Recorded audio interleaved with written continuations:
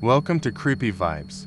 Tonight, you're watching 20 true scary stories of being followed in Texas, from quiet footsteps echoing behind you on back roads, to headlights that stay in your mirror for miles, but never pass. These true encounters come straight from people who swear they were never truly alone on Texas roads. But before we begin, listen closely. Most viewers make one big mistake. They forget to subscribe. And by doing that, they miss the scary stories we only tell here, the ones that stay with you long after the video ends. Don't be one of them. Tap subscribe now, because what's following you won't wait. Now tell me, where are you watching from, and what time is it there? Drop it in the comments, because here, the night isn't quiet. It's just waiting to begin. Let's dive in. It started just north of Lampasas, about a mile past the old grain silo with the faded Lone Star logo peeling off like sunburned skin.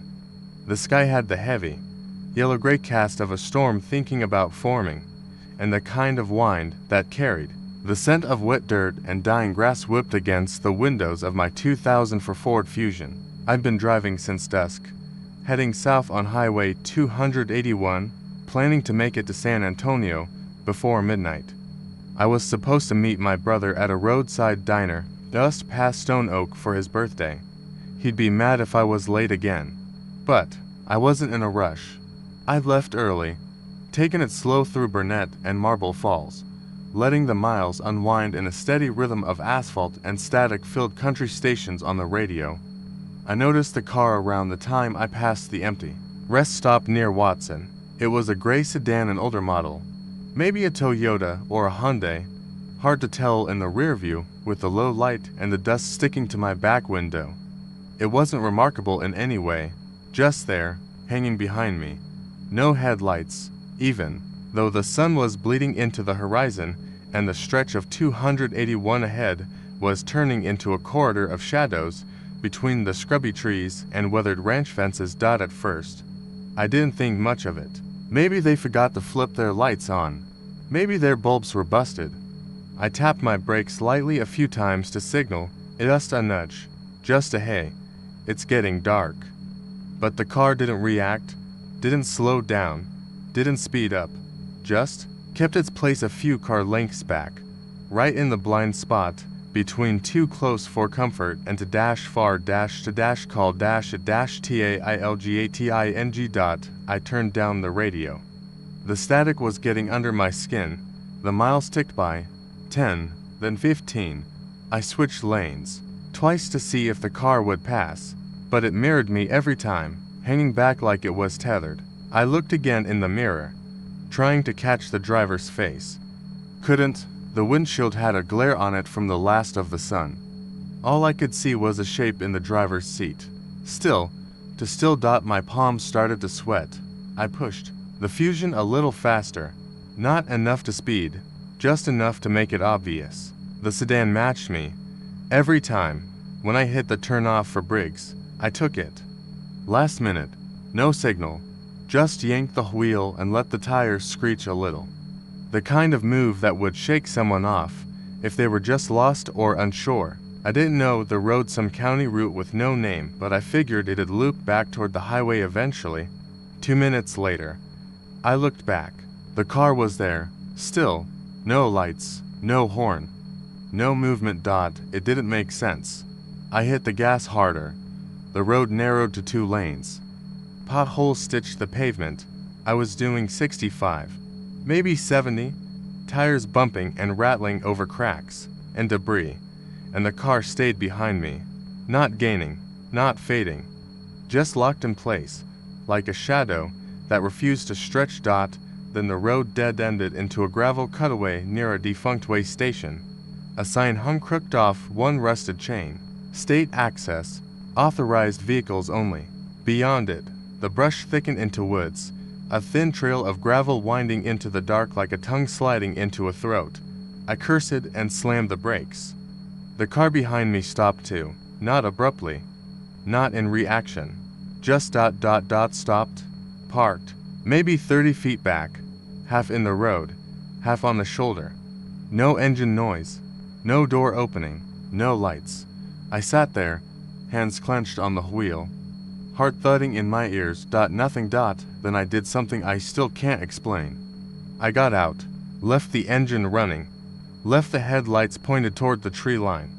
I stood in the open Texas night, full of dry wind and electric silence, and I stared at the car.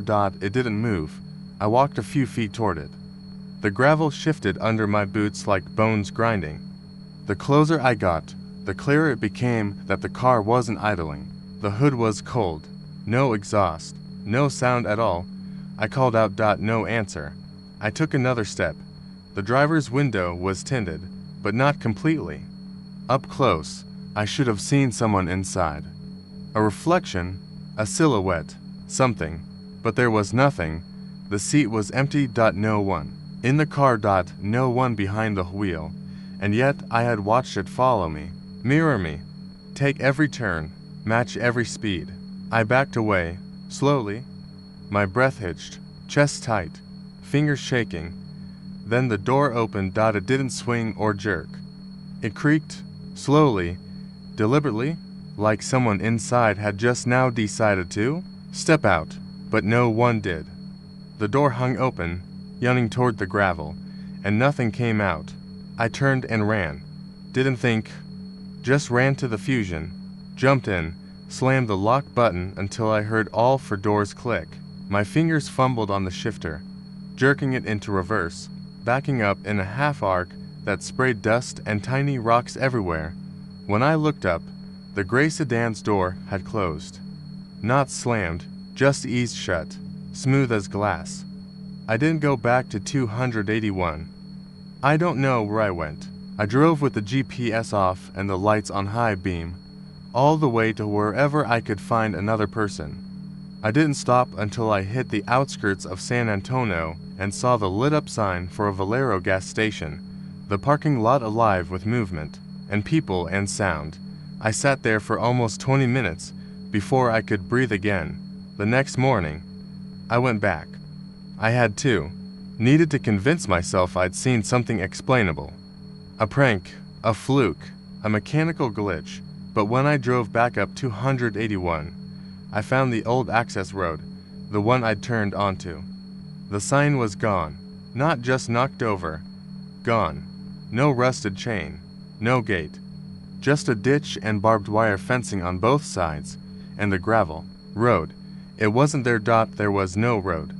No way station. Just miles of dry grass and cedar trees. But when I checked my car's GPS history, it still had the route. A straight line from 281 to nowhere, ending in a place that didn't exist. 47 miles. 40-7 miles, and he never passed me, because there was no one there to pass me, and I've never driven that stretch again. I left Pedernales Falls around 2:30 that afternoon, planning to take the scenic route back toward Fredericksburg, cut through Blanco, and maybe stop for gas before heading home to San Marcos. It had rained the night before, so everything smelled wet and green, like mesquite and cedar and limestone soaked through. The kind of smell that tells you you're deep in the hill country, far from the city noise and cell towers. I had an old thermos of coffee sitting in the Q folder and a country station playing quietly from the cracked speakers in my Tacoma. It was the kind of day that made me feel like I could breathe again. The roads out there twist and dip like snakes, laid across the hills, with barbed wire fences on both sides and big patches of nothing in between. It's a good kind of nothing. No billboards, no traffic, no strip malls. Just rolling pasture and wildflower covered ditches and, every now and then, the rusted gate of some ranch that hasn't been sold yet. About 15 minutes into the drive, right after I turned off Ranch Road 3232 and got onto one of those little county-maintained roads, CR 202, I think I noticed the white SUV. It came up behind me so quietly I didn't see it until I glanced in the rear view and caught the glare of its headlights. Not bright, not aggressive, just there. It looked like one of those newer Ford Explorers, spotless, with those sleek LED halos for headlights and dark-tinted windows all around, to clean for the road we were on, to smooth for the gravel patches and broken asphalt dips. I figured it was just another weekend tourist trying to get back to town without GPS. Maybe their phone had died and they were just following me, figuring I knew where I was going. I didn't think much of it until 10 minutes passed and the SUV was still there. Same distance, same speed, never got closer, never lagged behind. And it hadn't been on the road before me, of that I was certain. The only turnoff it could have come from was a narrow gravel path with a gate chained shut, the kind of thing you drive past without noticing. But there it was, right behind me, gliding over potholes like it didn't feel them. I slowed down, figuring I'd let them pass. Maybe they were in a hurry. Maybe they didn't like how slow I was taking the curves. I pulled slightly toward the gravel shoulder, even flashed my right blinker. Nothing. The SUV didn't budge. It just coasted, along behind me like it was tethered to my bumper by some invisible thread. I tapped the brakes a couple of times, hard enough to flash the brake lights, but not stop. Still nothing. Just that white grille in the mirror, and those dim, unblinking headlights. I took the next turn without thinking, even though it added 20 minutes to the trip. County Road 404. It ran through a more wooded section of the hill country, with thicker cedar brush and less sun. The canopy arched overhead, and the road narrowed to a single lane in some places. It was the kind of path that made you wonder if you'd taken a wrong turn into someone's land. Even though there were no fences, I figured if the SUV kept following me through there, then I'd start to worrying. It did. Every turn, every fork. I even tried a couple of loops, just to test. Drove in a circle around a water tank and came back out the way I came in. The SUV followed, slow and steady. No honking, no sudden moves. It never pulled up close enough for me to make out a license plate. I couldn't even see the driver. The windshield was just a black void behind the glare, but I knew someone was in there. I could feel it in the way it mirrored my every move, like it was watching me to see what I'd do next. I thought about stopping, getting out, seeing who it was, but something in my gut said not to.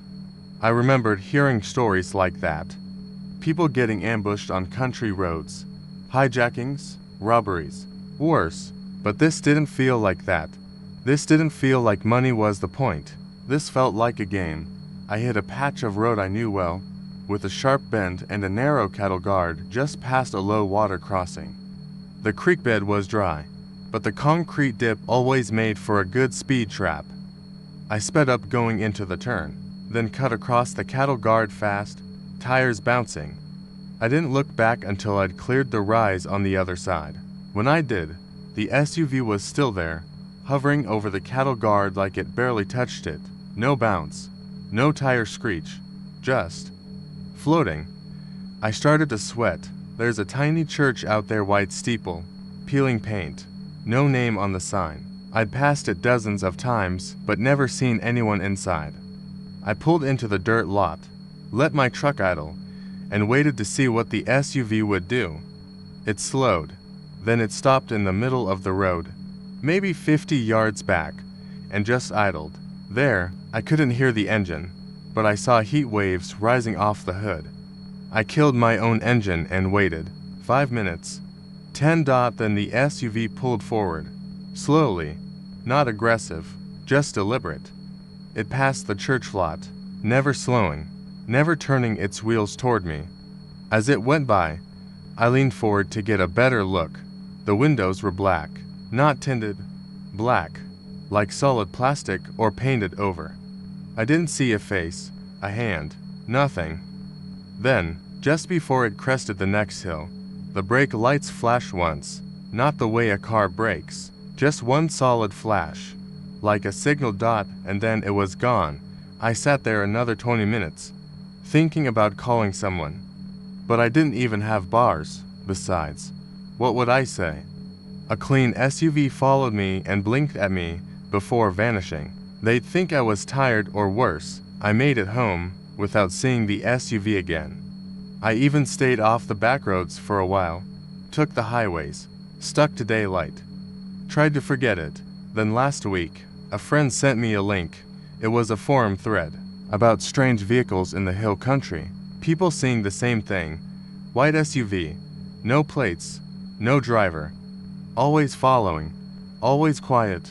One guy said it followed him all the way to his driveway, then vanished when he opened the garage. Another woman said it parked outside her house at 3 a.m. and idled for 2 hours before disappearing. But one post got me. It said the SUV wasn't a car, it was a lure, that if you followed it, if you let it lead you off the main roads, it would eventually take you somewhere you couldn't come back from, that it had once been driven by someone until they stopped driving, until they started watching, waiting for someone else to make the same wrong turn. I haven't seen it since that day near the church, but I started hearing a hum outside my house late at night. And sometimes, I swear the driveway smells like wet asphalt, even though it hasn't rained in weeks. It was nearly 1:30 in the morning when Haley pulled into the Buc-ee's off Highway 290 near Bastrop, headlights cutting through the humid dark like two dull knives. Her Civic was running low on gas, her stomach was growling, and the late August heat hadn't let up even after midnight. She was making the drive from her college apartment in Austin to her grandmother's place just outside Breham, a 2-hour trip she'd taken dozens of times since she was a kid. This one was different, though. Her grandma hadn't been answering her phone for a couple of days, not like her at all. So Haley packed a bag, tossed it in the trunk, and hit the road after her night class. The Buc-ee's was mostly empty when she pulled in. A couple of trucks were parked off to the side near the shadows, engines idling in the dark. The store was lit up like a stadium, sterile and bright through its glass walls, but something about the silence in the lot made her feel like she was being watched. She locked the doors without thinking, checked the back seat, then climbed out, and walked quickly through the thick, muggy air. Inside, it smelled like brisket, sugary nuts, and floor polish. She grabbed a Dr. Pepper, a turkey melt, and a small bag of gummy bears, trying to shake the weird feeling that had settled over her. At the register, the cashier didn't say a word, just nodded once and handed her the receipt. She didn't realize how much that silence had bothered her until she was back in the car, doors locked, windows rolled up, and the AC blasting her sweat-damp neck. The gas tank was half full, enough to get to Breham. She figured she'd stop there if Grandma's lights weren't on. She pulled out of the Buc-ee's lot and turned east toward Breham, trying to relax. The highway stretched on ahead, empty and dark except for the occasional reflector post flashing by. She ate the sandwich slowly, one hand on the wheel. The first time she noticed the black pickup, she didn't think much of it. It was sitting under one of the old sodium lights in the Buc-ee's lot, dark windows, engine running. She assumed it belonged to one of the truckers. But 5 minutes later, when she saw the same truck in her rearview mirror merging onto the highway behind her, something in her chest tightened. It could have been coincidence. Texas was full of pickups, but this one stayed just far enough back to avoid her taillights, too far to make out the driver, too close to ignore. She tried changing lanes once or twice, just to see what it would do. It mimicked every move. When she sped up, it did too. When she slowed down, so did it. No headlights, just the glow of her own brake lights reflected in its grille. She felt the first flicker of real fear then. It curled in her stomach and settled in her spine, ice water running down her back. She turned the radio off and gripped the wheel tighter. The road signs began to blur by. Page, Giddings, then Ledbetter. The truck was still there. She hit 80 just to try to lose it. The Civic rattled a little, but it handled the speed. The pickup, still behind her, never gaining, never falling back. Just there, watching. She thought about pulling into a gas station or calling the sheriff, but her phone was down to 8%. and the signal kept jumping in and out. She tried texting her grandma, just to see if anything had changed, but the message wouldn't send. That's when the pickup started inching closer. She could see the outline of its front bumper now in the mirror. No front plate. The grille was wide, old, maybe a late 90s model. The kind of truck her uncle used to drive, but she couldn't see anything behind the glass. Not even the shape of a driver. Her heartbeat was thudding in her throat now. She took the next exit. Didn't even check the name. It was a farm road. No street lights. Just gravel and thick brush on both sides. Maybe if she could get far enough off the main road, she could turn around and double back. Lose him. The pickup followed. She was moving too fast now. The gravel popping against the undercarriage. Trees pressing in on either side. There was no room to pull off. No lights. No houses, just endless dark. That's when she saw the old wooden sign. Bent Creek. To Miles. Her grandmother's road. Haley took the turn too fast and the Civic fishtailed, skidding on the loose dirt before straightening out. The truck was right behind her now. Its tires kicking up dust. No lights. No sound. Just the shape of it in her mirror. Her grandmother's house sat back off the road. A single-story brick home with faded blue shutters, and a crooked mailbox. Haley took the final turn up the gravel driveway and gunned it straight to the porch. She didn't even bother turning the engine off. Just grabbed her bag, bolted out of the car, and sprinted to the front door. She knocked. Nothing. She called. Out. No lights came on dot behind her. The pickup didn't stop at the edge of the driveway. It turned in two. Slower now. Deliberately, it rolled halfway up the gravel, then stopped just short of the front of the house. Still no headlights. No door opened. No engine noise. Just a silent, unmoving black shape parked directly between her and the road. She banged on the front door, harder, screaming for her grandmother. Still nothing. In a last burst of panic, she checked the spare key, same old rusted hide key beneath the fake rock planer. She jammed it in the lock, pushed the door open, and slammed it shut behind her, clicking every bolt and lock she could find. Inside, it smelled stale. The air was thick and unmoving. Her grandmother wasn't there. No food in the fridge. The calendar still showed the 12th 6 days ago. Her toothbrush was still by the sink. Her glasses on the knit stand. But no sign of her. From the window, Haley peeked through the curtain. The truck was gone. She waited there all night, afraid to even blink, jumping at every sound. Phone clutched to her chest, battery blinking red. At sunrise, the yard was empty. No tire marks in the gravel. No broken branches. Just dew on the grass and a soft breeze like nothing had happened. Haley called the sheriff at dawn. They came out, did a walkthrough, took a statement. No pickup on any of the traffic cams. No record of it at Bucky's. No missing persons matching the truck description. They asked if she'd maybe fallen asleep on the road. Imagined it. But her Civic still had the dust ring from that chase. And in the back seat, tucked between the seats where she hadn't noticed it before, was a single silver key. Not her grandma's, not hers. It was old, dull, scratched from use. No tag, no lock it seemed to fit. She never did find out where her grandmother had gone. The sheriff wrote it up as a voluntary disappearance, left a card, said they'd keep the file open. But sometimes, late at night, Haley swears she hears tires on gravel. No lights, no engine, just the sound of something big waiting at the edge of the road, patient and watching. She doesn't stop at Bucky's anymore. The sun was dipping low when we got back to the car. One of those burnt orange Texas sunsets that makes the limestone glow and the shadows stretch long. Will and I had hiked Devil's Backbone plenty of times before, but that afternoon had been different, quieter, like the hills were listening. No wind, no birdsong, just the steady crunch of boots on dirt and the occasional snap of brush underfoot. It should have been peaceful. Instead, it felt wrong. Heavy somehow, like we were dragging something behind us that we couldn't see. We didn't talk much during the last leg of the trail. I think we both sensed it, that subtle shift in the air, the way the hair on our arms stood up for no reason.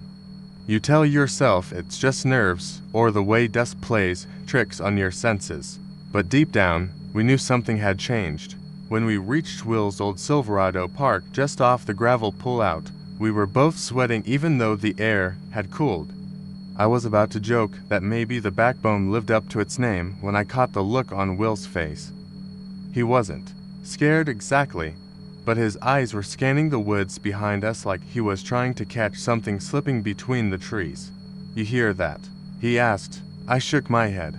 "Hear what?" He didn't answer. Just unlocked the doors and slid into the driver's seat like he couldn't get off that trail fast enough. I got in on the passenger side and slammed the door shut. We pulled onto FM 32 and started heading east toward Wimberley. The truck bounced gently over the uneven asphalt, tires humming.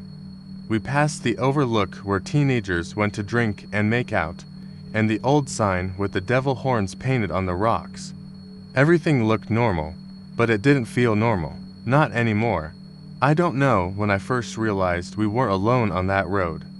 Maybe a mile past the overlook, just as the trees got denser and the fading light turned everything a bruised shade of purple.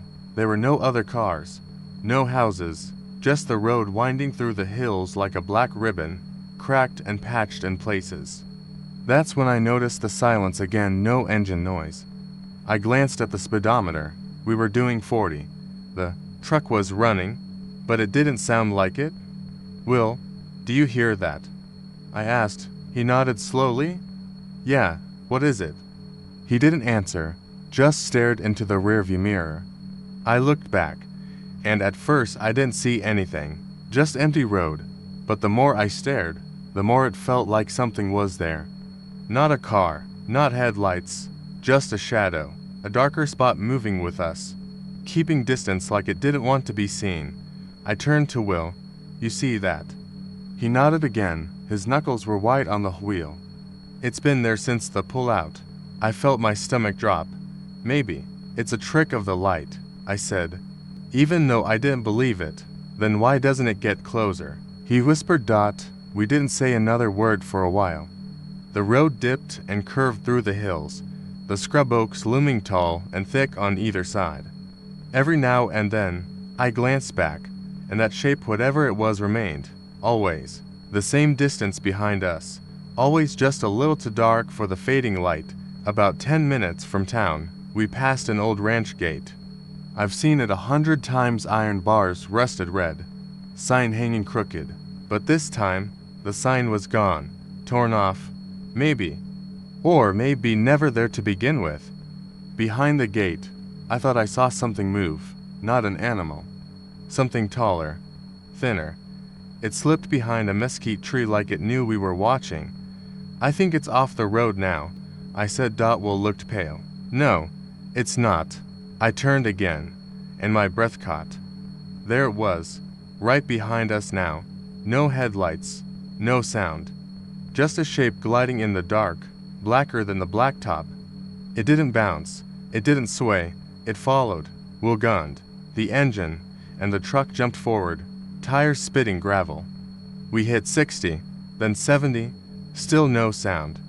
Just the road and the wind and that silent thing behind us. We came into Wimberley like a storm, tires squealing around the corner by the creek. We passed the darkened storefronts and the empty gas station, heading for Will's place on the outskirts. I glanced back one last time. Nothing. Whatever it was, it hadn't followed us into town. We pulled into his gravel driveway and jumped out of the truck. The silence was gone now, replaced by the hum of crickets and the buzz of street lights. I let out a shaky breath.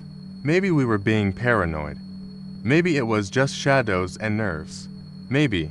We didn't talk much inside, just cracked a couple beers and sat on his porch, watching the last bit of color drain from the sky. The trees rustled gently, the kind of sound that should have been comforting. But every time a branch creaked or a leaf crunched, I flinched. Will got up to go inside and left the door open. I stayed out a while longer, staring into the tree line. There's a cedar just past his fence that always looked like it had a face. Tonight, it looked like it had too. Something flickered just beyond it. Not light. Movement. I stood slowly, walked to the edge of the porch. It was there, just inside the shadows. Not moving, not breathing, but watching. I stepped back. Will, I called. No answer. I went inside. Found him in the kitchen staring at the window above the sink. His face was pale. His hands were shaking. "It's in the trees," he whispered. I didn't ask how he knew. I already did. That night, we both slept in the living room with the lights on and the doors locked. We didn't talk about it again for a long time, but I still go back to that trail in my head. Devil's Backbone, they say it's haunted. That people disappear there, that it's a place where the dead don't stay quiet. I believe it now, because whatever followed us out of those woods didn't come with headlights or the sound of tires. It came quietly, and it never really left. They told me not to take the old oilfield road after dark. Said it was a back route only old-timers used, if they used it at all anymore. My boss warned me it wasn't lit, wasn't maintained, and sometimes GPS would just spin like a compass, going nuts. But I'd been working 16 hours straight on a busted pressure valve out near a dead rig northwest of Odessa, and I wasn't in the mood to spend another 45 minutes looping back through Kermit Highway and down into town. I just wanted to be home, cold beer in hand, and out of my coveralls that stink like sweat and rust. I turned off onto the old oilfield road just before 9. The sun had dipped low enough that the sky was all deep amber and purple, and the West Texas dust hung in the air like smoke. The road itself was narrow and cracked, with sagebrush creeping in on both sides and sand kicking up in little whirlwinds. My truck was a company F150 with a busted left mirror and a clanking rear suspension that made every bump sound worse than it was. About 10 minutes in, the road straightened out, and I started to relax. I lit a cigarette, let the window down a crack, and told myself I'd be hitting 385 in less than 20 minutes. That's when I saw the dust dot. It looked like someone had turned onto the road behind me, a plume of fine tin grit rising into the twilight, backlit by the last of the sun. I squinted into the rearview, expecting to see headlights or maybe a ranch truck bouncing along the same way I was. But there were none, just the dust trail, rising in a thick stream, curling like smoke. I slowed a little, thinking maybe they didn't have their lights on. Still no sign of a vehicle. The dust hung in the air a little too long. Like it wasn't just disturbed ground, it looked like it had a mind of its own. That was my first chill. Not the kind that makes you scream or panic, just the kind that makes your arm hairs stand up and your stomach feel tight. I flicked the cigarette out the window and picked up speed. Figured I was being stupid. Long shifts and longer roads make you see things, and the deserts always had a way of playing tricks on tired eyes. The F-150 growled forward, tires crunching the brittle gravel, but even as I pushed 60, the dust behind me stayed steady, like something was matching my pace. 5 more minutes and I could swear I felt the pressure change in the cab. You know how it feels when another vehicle passes close? That little tug of air. I felt that, except no one passed me. I looked again. There it was, thick dust curling upward. No sound, no engine hum. Just the road and the whisper of wind through the cracked window dot. Then the tire marks started. I noticed them when I passed a patch of cleared ground where the brush had burned away long ago. Black marks, clear as day, veering in behind me. Dual wheel tracks that weren't mine. I checked the mirror again. Nothing. But the marks were fresh, still selling, like they were appearing in real time. I slowed down, trying to get a better look. The moment I did, I heard something, a low mechanical groan, like a gear slipping or a heavy chain dragging across concrete. It came from behind. I looked again. The dust plume shifted, thickened, and then I saw it, a truck, or what looked like one dot. It wasn't there a second before. No headlights, no driver, no shape you could pin down. Just a hulking silhouette in the mess of sand and heat and evening haze. But I swear to God it was there, and it was coming up fast. I floored it. The F-150 responded like a kicked mule. But the road was trash ruts deep enough to crack an axle and turns that didn't show up until you were already on top of them. Still, I pushed 70, then 75, gripping the wheel so hard my knuckles went white. I could feel it behind me, feel it like heat against my spine, like something not just chasing me, but pressing into the cab. Then I heard the horn, not a regular honk, but one long, distorted wail that made my fillings ache. It sounded ancient, like rusted metal forced to scream. I swerved once, nearly hit a ditch, and when I corrected, the dust in front of me parted for just a second. The road split, one part kept going forward, the other veered sharply left down a narrower trail I'd never seen before. I had no GPS, no markers, but something told me left was worse. I stayed straight. The road pitched upward slightly, and when I hit the rise, I gunned it. My wheels lost grip for a second and the rear fishtailed, but I pulled it back and kept going. When I glanced in the mirror again, the truck was gone. No dust, no horn, no tire marks, just a flat stretch of road and the hiss of wind. I slowed down gradually, heart hammering, hands shaking. I told myself I imagined it, all of it. Maybe I dozed off. Maybe it was heat exhaustion. I wanted it to be anything but real. Then I hit the junction with Highway 385. I pulled off to the side, parked under the flickering light of an old gas station sign that hadn't worked in years, and got out. I needed air. I needed to piss. I needed to convince myself I wasn't losing my mind. That's when I saw the dust trail dot coming down the road I'd just left. Slow, steady, deliberate, no vehicle in sight. Just dust curling high, moving as if pushed by invisible wheels. Then the air around me turned still, dead still. I looked down and saw them tire tracks, black, fresh, parallel to mine, but never overlapping. They stopped about a foot behind my truck, then disappeared, not like they faded. They stopped, mid-mark, like something lifted off the ground and vanished into thin air. I didn't wait.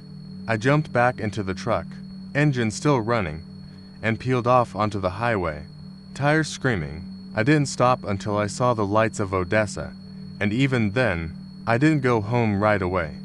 I parked in the Walmart lot, under the security lights, and just sat there. The next morning I asked around. Some of the older guys, ones who'd been in the fields since before I was born, just looked at each other when I mentioned the old oil field road. One of them, Larry, a welder with a glass eye and a limp spit into the dust, and said, "You saw the truck, didn't you?" I didn't answer. He told me about a guy named Cody who drove that road back in '91 and never made it out. They found his truck idling on the highway with the door open. No signs of struggle, no footprints, just a thick trail of dust that led nowhere. He said some folks think it's the ghost of an old water hauler that flipped off that road in the '70s and burned. No one ever found the body. You take that road, Larry said, and you might bring something back with you. I told myself. I didn't believe it until last night. I parked in front of my apartment on 8th Street, shut off the truck, and saw it in the mirror, a curl of dust in the alley. Just sitting there. No wind, no movement. Just waiting. The tapping started just past 11 when the traffic thinned out and the orange glow of San Antonio faded in the rearview mirror. Loop 1604 had always felt a little strange at night, too quiet, too wide, and just far enough from the city to feel like you were driving through some kind of in-between place, neither country nor city, just a black ribbon curling around the edge of civilization. I was coming back from a late dinner with a buddy on the north side, belly full of brisket and beer, not drunk, not even buzzed, just tired and wanting to get home. My place was on the south side, not far from the Toyota plant, so I took the loop. figuring it would be faster than I-35 this late. The tapping started soft, just a dull knock against the back of the car. I thought maybe I hadn't closed the trunk all the way. I'd tossed a box of old books in there earlier, planning to drop them off at a donation bin, but never got around to it. Could be the box had shifted. Maybe one of the hardcovers was tapping against the inside of the trunk lid. But something about the rhythm felt wrong. It wasn't the irregular thump of an object sliding. It was steady, measured, a single tap every 6 or 7 seconds. I turned off the music. Listening close. Tap. I glanced at the rearview mirror. Nothing but empty highway behind me. Not a single pair of headlights for miles. Tap. My fingers tightened on the wheel. I tried to rationalize it. Cars make noises, even newer ones. Mine was a 2017 Camry. Solid enough, but not immune to weird sounds. Maybe something had come loose under the frame. Maybe something with the suspension. But the sound wasn't coming from underneath. It was from the back. Dead center. Tap. The hairs on my arms started to rise, and I felt the way you do when you realize you're alone in a room you thought was full, or when you see a shape in the hallway at night and you know you're not dreaming. I flicked on the rear cam. There was a figure sitting on the trunk. I swerved hard, tires screeching against the pavement, nearly fishtailing into the guardrail. The figure stayed put. I slammed the brakes and came to a stop in the emergency lane, heart punching through my ribs. The figure slid off the trunk, smooth and slow, like water draining off glass. I twisted around to look through the rear windshield, but there was nothing there. Nothing. I got out of the car, legs stiff, hands shaking. The air outside was warm and still. I walked to the back, opened the trunk. The box of books was right where I left it, untouched. No damage to the bumper, no footprints, no handprints on the glass. I was standing on the shoulder of Loop 1604, with nothing around me but scrub brush and shadow. I closed the trunk slowly, scanning the roadside. Empty. I got back in, locked the doors, turned the music up, trying to drown the thudding in my chest. I pulled back onto the loop, maybe a little faster than I should have. For 10 minutes, everything was fine. Then the tapping started again. Tap. I didn't want to look at the rear cam, but I did. There was no one there. Tap. I adjusted the mirror, glanced back. Nothing, but the sound was louder now, clearer, like knuckles against glass. Tap. This time I didn't stop. I just drove, faster and faster, until the loop curved toward the south, until the signs for Somerset started to appear. The tapping didn't stop. I tried the voice commands. Call Anna, my girlfriend. I just needed to hear her voice. Needed to believe I was still tethered to something real. No signal. The car CHIRPD. Tap. I pulled up the cam again, sweating now. The figure was back, only it wasn't sitting anymore. It was crawling. Its limbs moved in slow jerks, bent wrong, like joints that hadn't been used in years. It was flat against the trunk, face up, dragging itself forward, inch by inch. I blinked, shut my eyes hard. When I opened them, the feed was clear again. Empty trunk. Tap. I hit the accelerator, pushing 90, then 100. I passed one of the loop exits, a little two-lane road leading into farmland, and for a second I thought about taking it, just pulling off, ditching the car, running through the mesquite trees. But I kept going. The tapping stopped. I let out a breath, shaking. I felt lightheaded, like I'd just finished sprinting uphill. I reached for my phone again, still no signal. I glanced back at the mirror. Nothing. Then something moved in the back seat. The mirror was tilted. I hadn't touched it, but the angle was different now, and I could see the top of something. Ahead. I didn't turn around. I couldn't. My whole body locked up. I stared ahead, white-knuckled, watching the road stretch on into darkness. From the corner of my eye, I saw the figure rise. It unfolded itself slowly, bones cracking, limbs stretching. I could hear the sound of its breathing. Not raspy, wet, like lungs full of water. I kept driving. I didn't know what else to do. Then it leaned forward. I felt the pressure of its weight as the car dipped slightly. Cold air rushed across my neck. The tapping started again, but this time it was against the window. I glanced left. Nothing. Tap. Right. Nothing. Tap. The rear view showed fog against the glass. Not a face, just the outline of one. Like a breath that lingered too long, I slammed the brakes. The car skidded to a stop, tires burning. I jumped out and ran into the dark. Didn't think, didn't look back.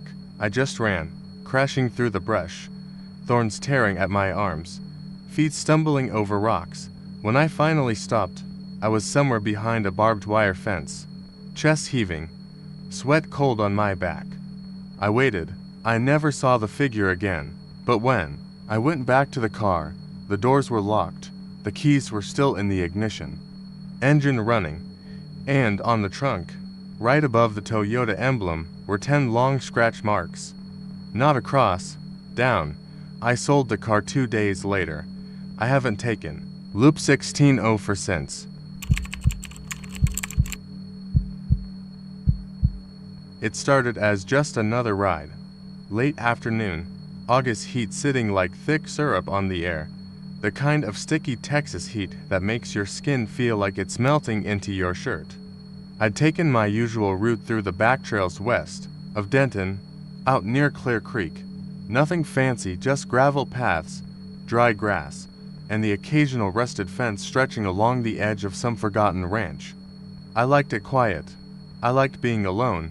I was 15 then, trying to shave a few seconds off my time. My mom had grounded me the weekend before for skipping school, so this was my first day back on the bike. I needed it, that freedom.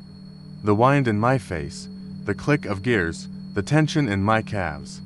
It was like I could burn off every mistake. If I just pushed hard enough. The trail curved along the bottom of a shallow ridge, sloping past a stand of mesquite and scrub cedar. The trees gave a little shade, but they also muffled the wind, made everything feel still. I remember looking up and noticing how the sky had gone oddly flat grayish, like a storm was thinking about forming but hadn't made up its mind yet. There was no thunder, no lightning, but the light had this washed-out quality that made everything look older than it should. I was maybe 3 miles in when I first saw him. He was at the top of a shallow hill, maybe 100 feet ahead, just standing there on a beat-up BMX bike, red frame, no decals, the front wheel slightly turned like he just rolled to a stop. He looked about 8 or 9, thin, pale, wearing a t-shirt that looked to sizes too big and gym shorts that barely reached his knees. His hair was bowl cut, like from a different decade. I slowed a little as I approached, thinking maybe he was lost or needed help. But he didn't move, didn't wave, just stared. As I passed, I gave a half nod, one hand raised from the handlebars in a lazy wave. "You okay?" I called out. He didn't answer, just turned the wheel of his bike toward me, gripped the bars, and started pedaling. At first, I didn't think much of it. Maybe he was going the same way. Maybe he lived nearby. The houses out there were spread out, but not non-existent. I sped up a bit, figuring he'd fall behind. I had a 21-speed truck my uncle had given me the summer before, nothing fancy, but it was fast, and I'd upgraded the chain and derailleurs myself. But after a few minutes, I glanced over my shoulder and saw he was still there, same distance behind, maybe 10 feet back. No expression, just that blank stare and the smooth, steady rise and fall of his knees as he pedaled. I didn't like it. There was something too deliberate about it. No kid his age should have been able to keep that pace. Ugh, not on that old bike. I leaned forward and shifted up to gears. The gravel crunched under my tires as I kicked into a faster rhythm. Heart pounding now. Not panic. Not yet. Just unease. A growing itch in the back of my mind. I pushed harder, rounding a sharp bend and climbing a short incline. My thighs burned, lungs started to sting. When I crested the hill and looked back, he was still there, Exactly 10 feet back. Smiling. Not a big grin. Not goofy or mocking. Just a tight, small smile. Lips closed. Calm. Something about that smile froze me deeper than the chase itself. It was like he was in on something I wasn't. Like I was playing a game he'd already won. I turned back and pushed harder, sweat rolling down my back. The trail narrowed into a wooded section, low-hanging branches, roots cracking the dirt, scattered leaves from last season still clinging to the sides of the path. I weaved through it all, jumping a fallen log with a jolt that nearly sent me over the handlebars. My breath came in gasps. I could feel a cramp forming in my right side, but I didn't dare slow. When I hit the straightaway on the other side, I risked another glance. He was closer now. Maybe 6 feet. Still smiling, not winded, not even breathing hard. I screamed something I don't remember what and veered off the trail onto an old access road, the kind that cuts between barbed wire and dead pasture. The gravel turned coarse and sharp, and my tires skidded more than once, but I held it together. I knew this part of the land from Google Maps and a few wandering rides. It looped around to a service gate near the creek. If I could make it there, I could hop the chain and get to the paved county road on the other side. Maybe flag down a car. Anything. I didn't look back this time. I couldn't. The air felt thick behind me. Electric, like something was gaining without touching the ground. I kept pedaling. The road dipped, then rose. My thighs screamed. My hands went numb. A low hum built in my ears, not from the wind, not from effort, but from something else. When I finally saw the rusted gate, I felt a flicker of hope. It was chained, but the chain was loose enough to squeeze under. I dropped the bike before I was even fully stopped and dove beneath it, scraping my shoulder on the gravel. I turned and looked. He wasn't there. The road was empty. No kid. No bike. Just us hanging in the air, like someone had been there a moment before. I stood there, panting, staring back at that empty road, waiting for him to come around the bend, for the whir of tires, the flick of a shadow. Nothing. I stayed frozen for maybe 5 minutes, maybe 10, long enough for the sweat to start drying, for my hands to stop shaking. Finally, I walked back to the gate, leaned over, and peered down the road again. Still nothing. I hopped on my bike and made my way to the highway. Cars passed. Normal life resumed. I never saw him again. But I think about him. Sometimes I'll be riding alone and feel the hairs rise on the back of my neck. I'll glance behind me without meaning to. Once, 2 years later, I was at a garage sale on the edge of Sanger. There was a rusted old BMX leaning against a fence. Same red frame, same worn grips. I asked the man running the sale where he'd gotten it. He said it belonged to his nephew.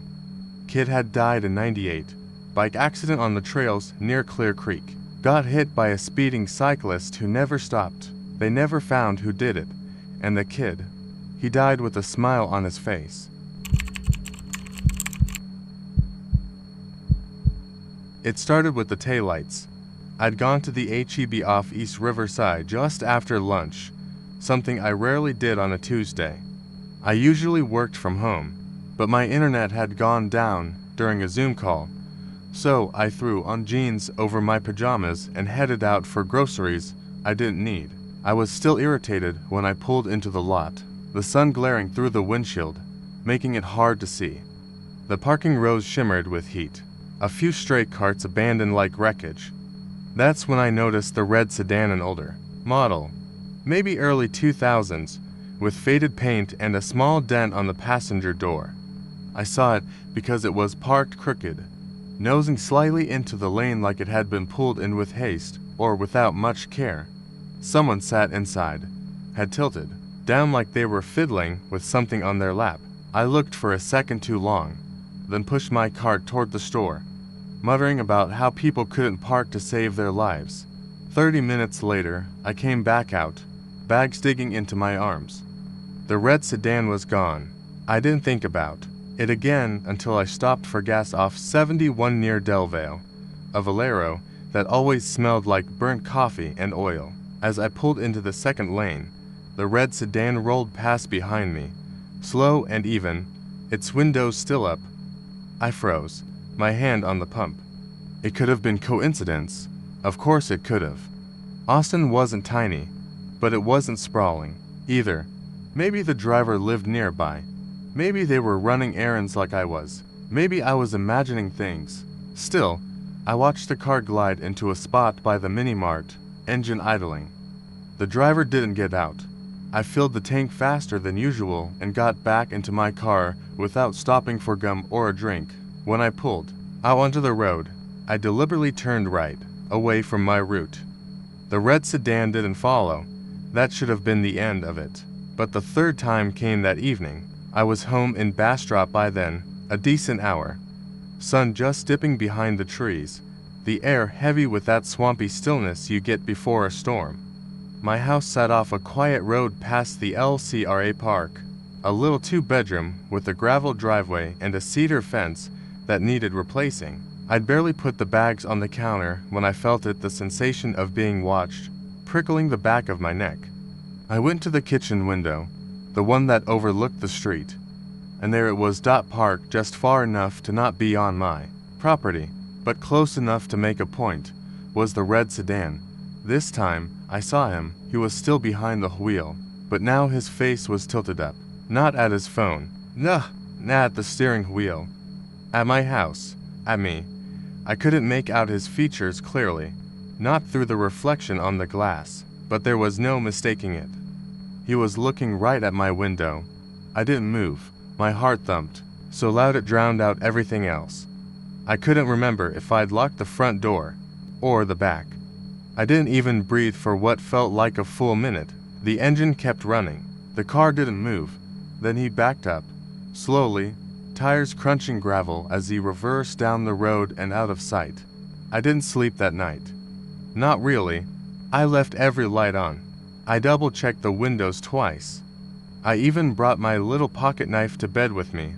Ridiculous as it was, every time I closed my eyes, I saw red taillights glowing just beyond the trees. Morning came to quiet.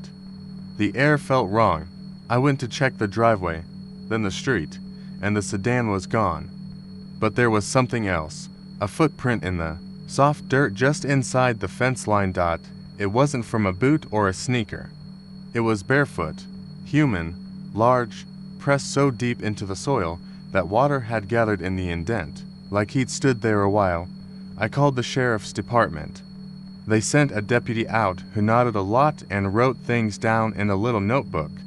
He said it was probably just someone casing the neighborhood, maybe a drifter, maybe a guy who'd gotten turned around.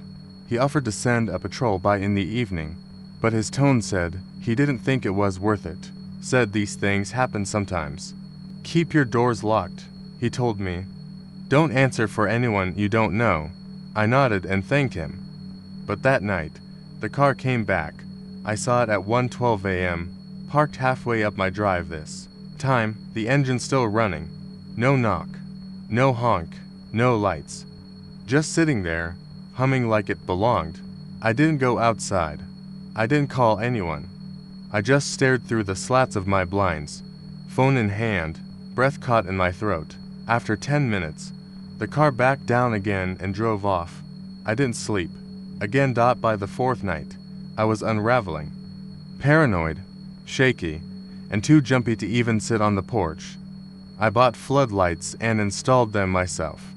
I kept the knife under my pillow, but it wasn't enough. That car came back at 2:30, then again at 3:17. Once, I saw him standing outside it, staring at my door, not moving, just standing there like he was waiting for something. I called the sheriff again. They sent no one this time, said there was nothing they could do unless he trespassed or made a threat. So on the fifth night, I waited. I parked my own car behind the cedar fence. Lights off, windows cracked just enough to listen. I stayed out there with a baseball bat, my phone, and a thermos of gas station coffee. I didn't care if it was stupid.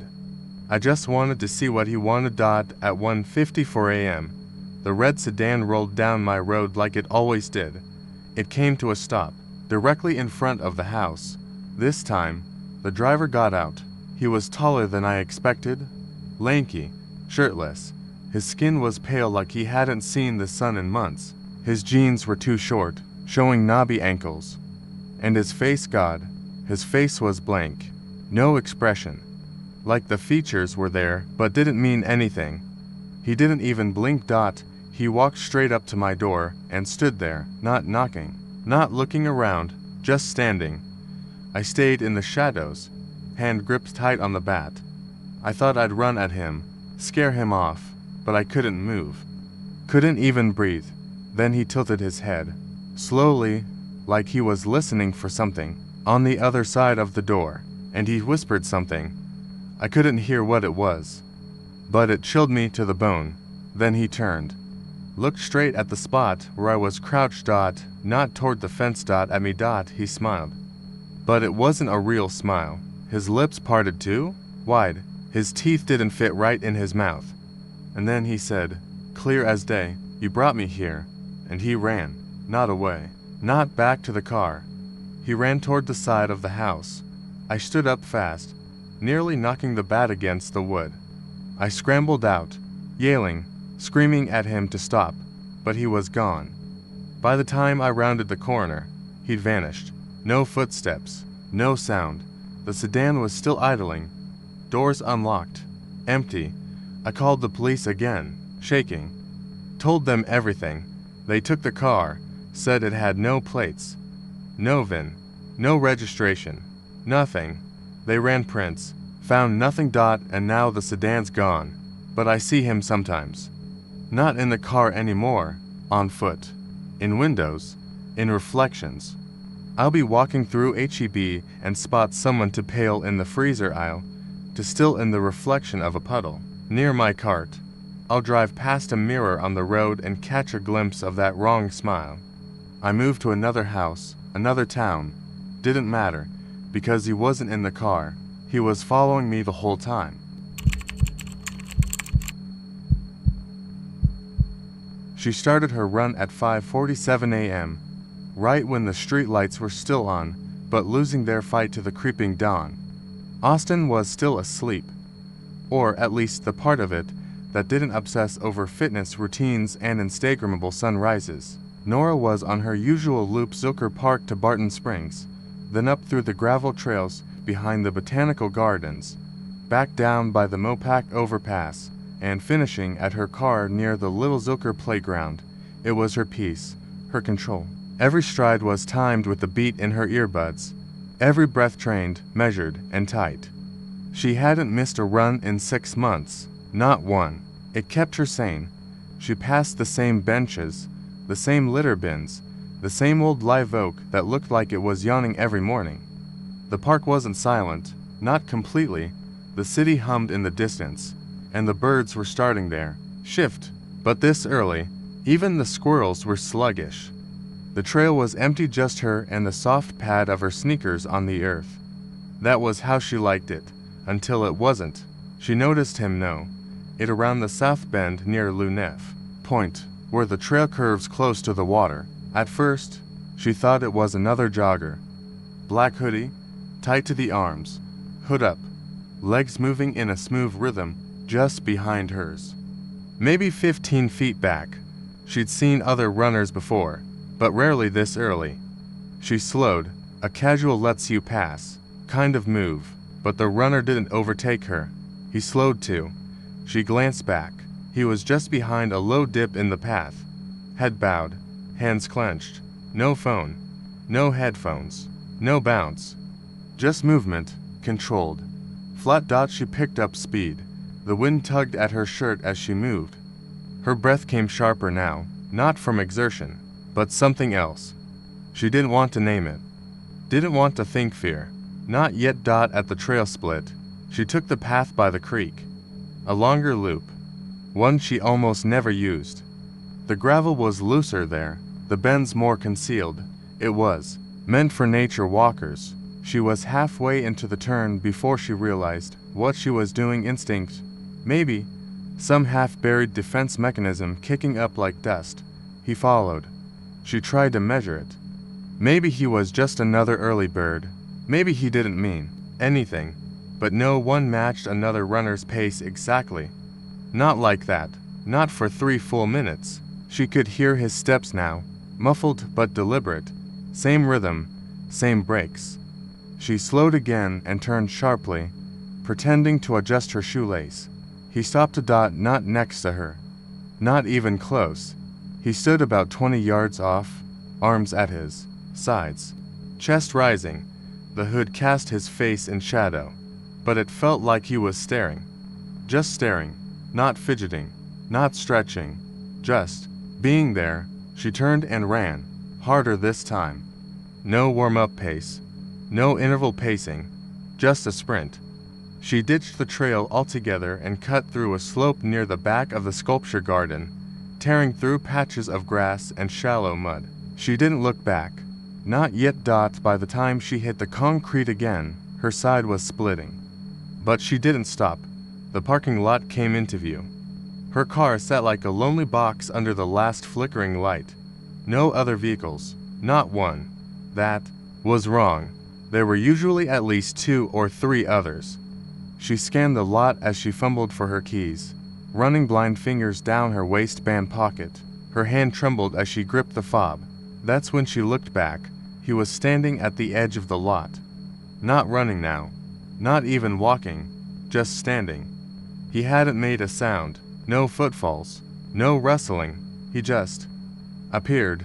She jabbed the unlock button and dove into her car. Locked the doors. Flipped the mirror. Gone. She held her breath. Lungs aching. Fingers clenched around the steering wheel so tight the veins on her arms stood out like cables. She scanned every corner of the lot again, every shadow, every rustle of the trees above. Nothing. Her brain tried to reason with her. It was a coincidence, a fellow runner, maybe just shy, maybe a creep. Sure, but not dangerous, not anything real. She just needed to go home, shower, eat, breathe. But she could and single quotes T. Instead. She drove the long way around past Lamar, over to Riverside, then back to her place in Travis Heights. She parked inside the garage, locked everything twice, pulled the blinds tight. Her morning felt stretched, frayed at the edges like old fabric. Every sound outside made her stomach clench. She barely remembered brushing her teeth. The next day, she didn't run. The day after, she tried again. Sun a little higher this time, the air warmer. She stayed on the well-lit parts, near the volleyball courts, close to groups, never straying into the wooded sections. Everything was normal, familiar, safe. Until the 3rd day. She spotted him near the restrooms at the trailhead. Same hoodie, same posture, but this time he didn't follow. Just stood by the water fountains, face angled toward the ground, waiting. She didn't run that day either. The week stretched on. She tried different parks, Mulla, Auditorium Shores, Shoal Creek, but no matter where she went, the feeling returned. The sense of being matched, watched, copied. It was never violent, never direct, but it was there, the same figure, always 15 feet back. Never overtaking, never falling behind. Hood up, silent to silent. One Thursday morning, she told herself, she was done running outdoors. She got a month's pass at a gym instead. Treadmill by the window. Mirrors on all sides. Air conditioning. Safety. She lasted for days. On the 5th, she couldn't help herself. She missed the trees, the trail, the sky. So she went back to Zilker. 5 for 5 a.m. This time, she brought pepper spray. She kept her route tight. No wooded sections. Just loops near the dog park, plenty of visibility. She told herself if she saw him again, she'd call someone. Anyone. But she didn't see him. Not at first. It was only after she finished. She was cooling down, walking the long curve back to her car, when she passed the cul-de-sac that circled behind the pool's maintenance building. It was a weird dead end that most people avoided because it looked forgotten, like the city had started paving and then just quit. The kind of place maintenance trucks turned around. nothing else. But as she passed it, she heard the sound, running. Not footfalls, not sneakers. Something softer, bare feet on pavement. She turned fast, eyes wide, and saw him at the other end of the cul-de-sac, standing perfectly still under the weak beam of a lamp. No movement, no breathing, but he had just been running. She'd heard it. Then he moved, not toward her, not away. He mimicked her stretch. Exactly. She reached for her arm. So did he. She bent her knee. So did he, a half second behind, like a mirror running on delay.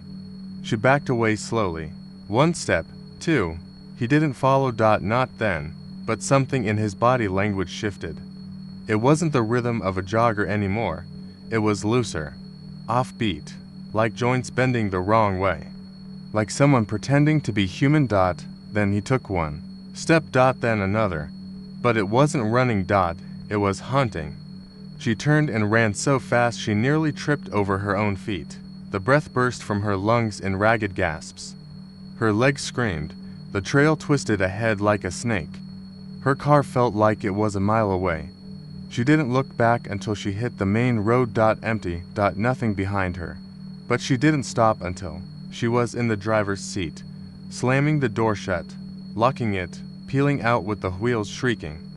She never ran in Zilker again, but sometimes, when she parks near a cul-de-sac or passes a mirror or stands still too long in the gym locker room, she feels it. The delayed reflection, like something still watching, still copying, waiting for her to slow down. On FM 170, the stretch that snakes like a dry riverbed between Terlingua and Presidio, the sun comes down hard. The asphalt buckles with heat. The world smells of creosote and old rubber. Lisa had always liked road trips through the desert, and when Carl suggested the Big Bend route for their first anniversary, it felt like something pulled from the dusty corners of a dream. They'd rented a silver Chevy Tahoe, loaded it with snacks, water, a couple of soft-sided coolers, and an old, acoustic guitar that Carl hadn't touched since college. Lisa had even printed out paper maps in case the signal dropped, which it had done 20 miles ago. The road was nearly empty, just the occasional pickup from the oil fields or border patrol SUVs moving slow in the opposite lane. Mountains loomed in the hazy distance, jagged like teeth. Carl had one hand on the wheel, the other on Lisa's thigh, humming something tuneless. Then came the bike. It was the sound first, a low, metallic growl cutting through the silence like a blade. Lisa turned to glance at the passenger mirror. Something about it made her stomach twist.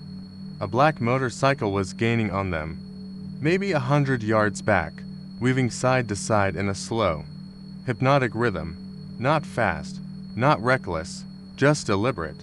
The way it moved didn't make sense, not like a person adjusting for balance or avoiding potholes. It moved more like it was ... testing the air.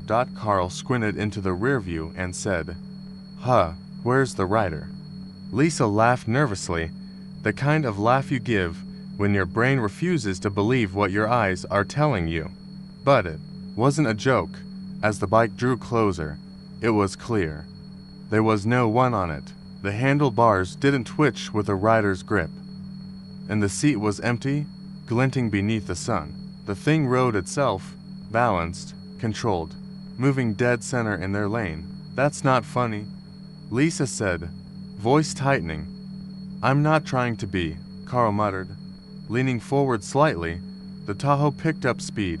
Carl wasn't flooring it, but he was pressing harder than before. The engine hummed louder, tires gripping the hot road. Still, the motorcycle followed, matching pace. It stayed 10 car lengths behind them, steady as a metronome. Every time Lisa looked back, it was the same. No rider, no visible mechanism controlling it. Just a machine somehow alive in its own way. "I think we should stop," she said. "No," Carl snapped. "No way we're stopping. But what if it's some kind of prank?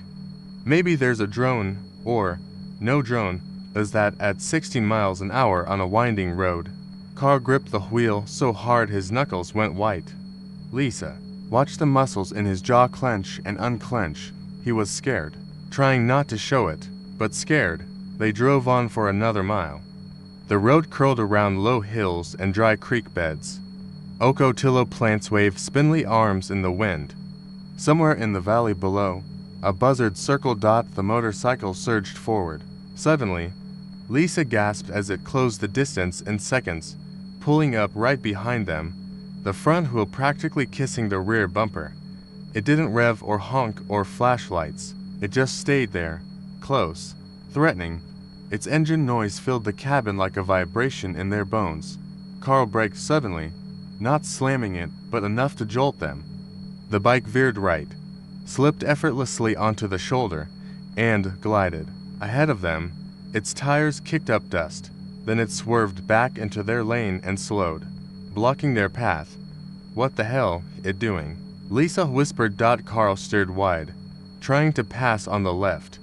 The motorcycle matched his movement. Lisa's phone had no signal. She tapped it over and over, but the bars stayed dead. Carl leaned on the horn, long and loud.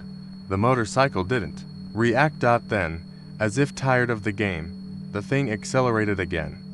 It pulled ahead, moved into the oncoming lane, and vanished around a bend. They drove in silence for several minutes. Carl's hands never left 10 and to. Lisa finally exhaled and said, "We should turn around, go back to Terlingua. We're closer to Presidio," Carl said quietly, "and I don't want to see that thing again." The next bend took them up a hill where the road widened slightly. To the right was a rusted guardrail, and beyond that, a sharp drop into a dry arroyo. At the top of the rise, the motorcycle sat. In the middle of the road, it was still, engine idling. Handlebars tilted ever so slightly, like it was cocking its head. Carl slowed. He didn't want to stop, but he didn't want to hit it either. "Let's back up," Lisa whispered. "Let's just." The bike roared and launched forward. Carl swerved hard. The Tahoe's tires shrieked. Lisa screamed. The bike clipped the passenger side mirror, knocking it clean off, then rocketed down the hill and out of sight. Carl pulled over, heart pounding. He climbed out, looked at the mirror, then back up the road. Nothing, no trace. Just the echo of a growl and dust still hanging in the air. Where the hell is it? He muttered. Lisa stayed inside. Her hands were shaking. She looked down the hill and saw something that made her breath catch. Tire marks. A perfect trail of motorcycle tires, pressed deep into the asphalt, but only half the trail was complete. The rear tire mark was solid. The front faded. It began strong, then flickered, like a pencil line being gently erased. By the time it reached the far side of the road, there was no front tire at all.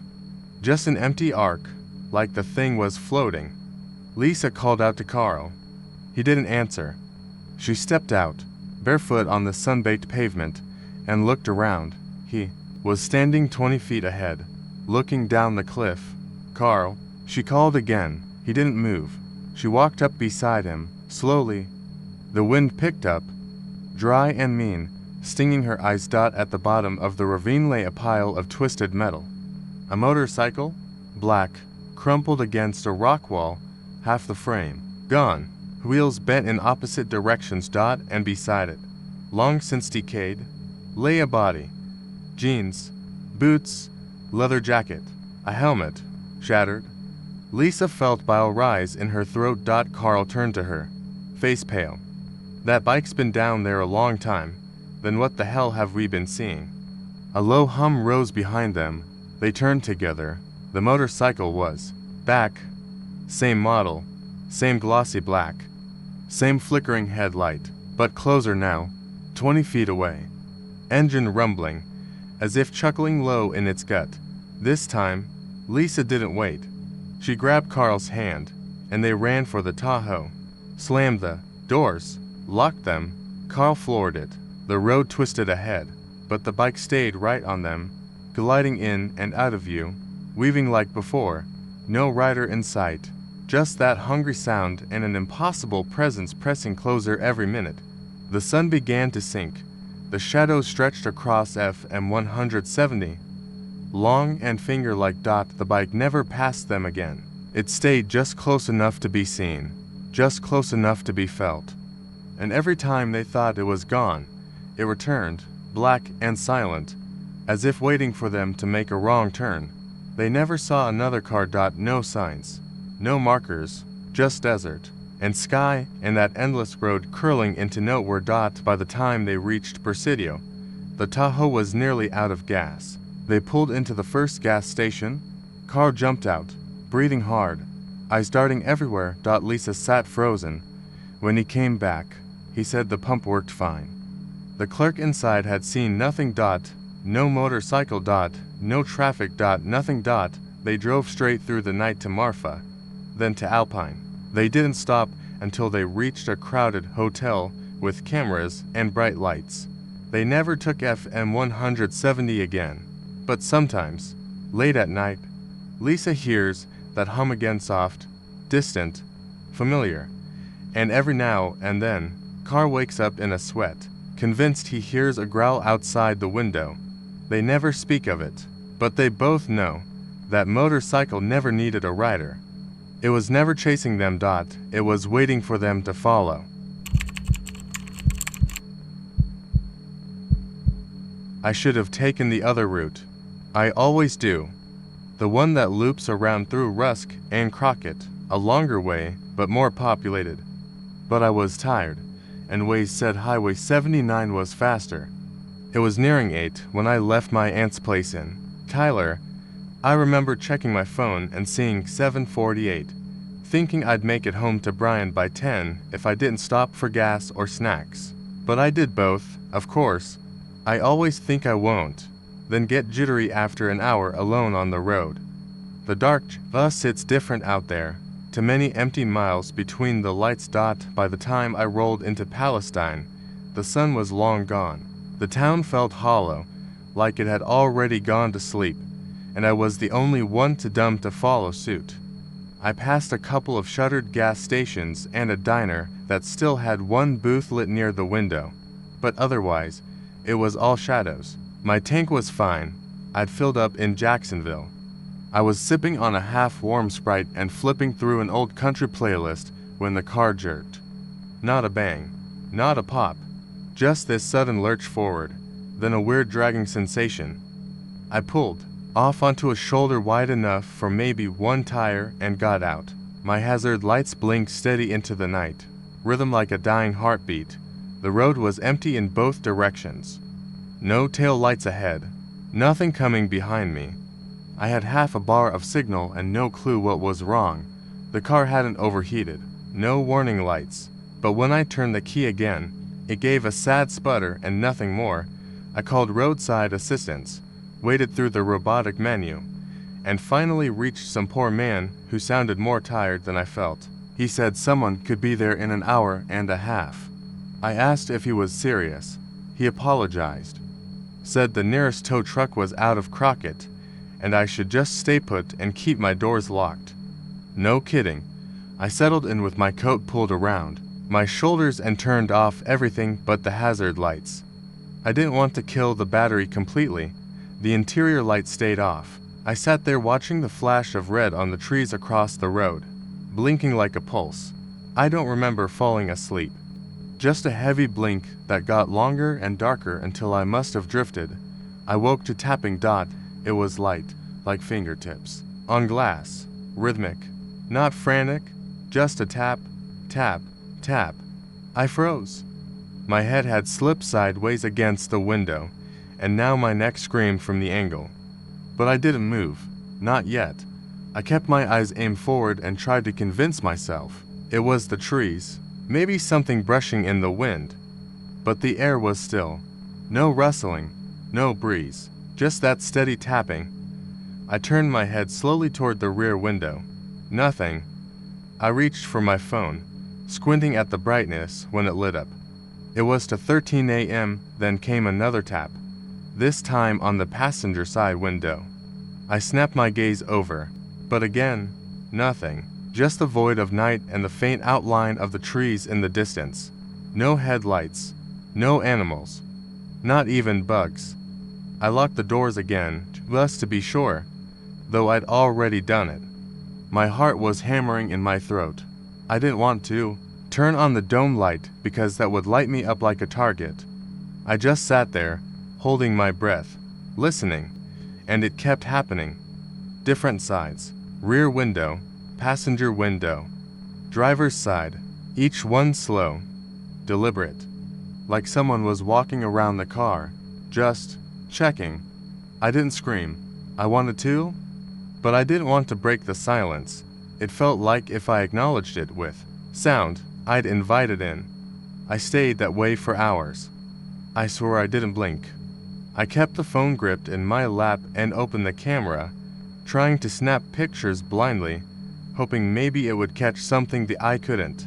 But every photo was just dark blur, a smear of reflections and red light dot at some point. The tapping stopped.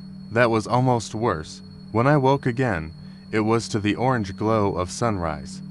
Pale fog clung to the trees and rolled low across the grass on the shoulder. The tow truck hadn't come. No texts, no calls. My phone had died sometime in the night. Everything looked normal. Boring, even. Just an old car broken down on a quiet highway. I got out slowly, my body sore and stiff, and started to stretch. I glanced around and spotted something odd near the rear bumper, so I walked around to check. That's when I saw them. Footprints, dozens. They circled the car, tight and deliberate. Not wild or scattered like someone pacing or wandering. Perfect loops, as if someone had just walked around and around all night. I followed them, counted 6 full laps before they faded into the grass. They weren't boot prints, they were bare feet, and there were no prints leading to or away from the car. Just the circles. The tow truck arrived 40 minutes later.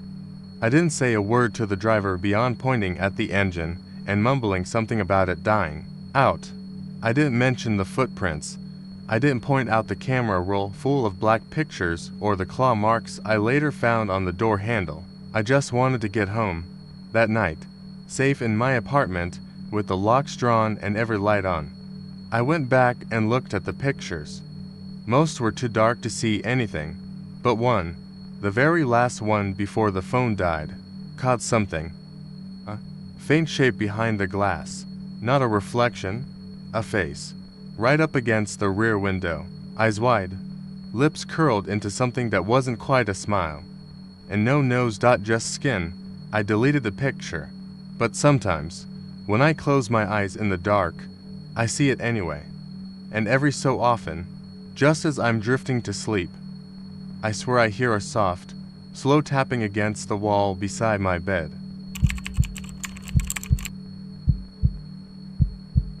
It was already after 9 when I passed the glowing last gas for 50 miles sign just outside Claiborne, the letters still flickering even though the place behind them had long since given up the ghost.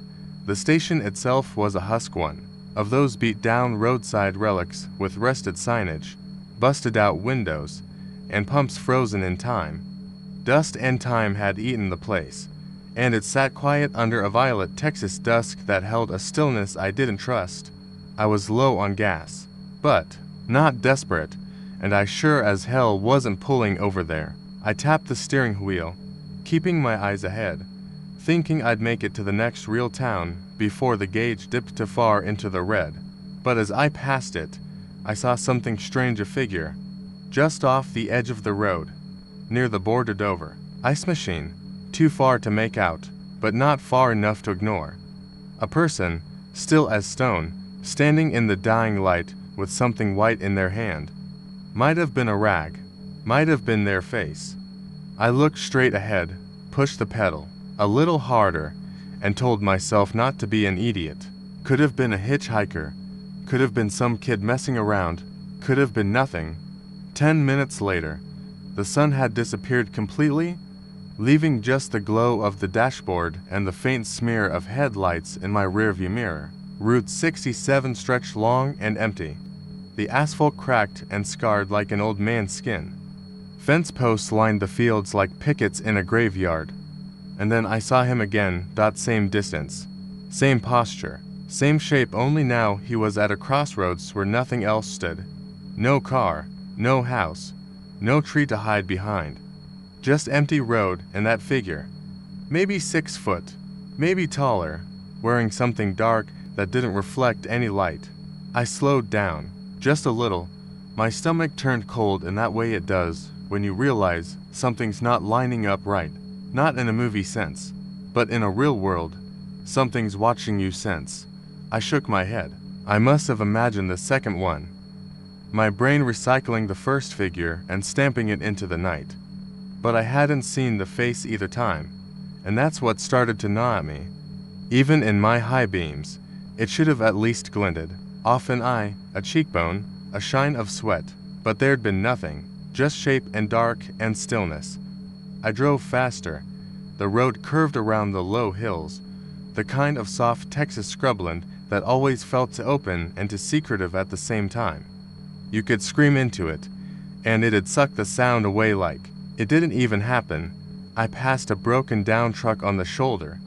I checked the rear view again out of habit, and there he was, same distance. Not running, not walking, just there, like time didn't apply to him the same way it applied to the rest of us.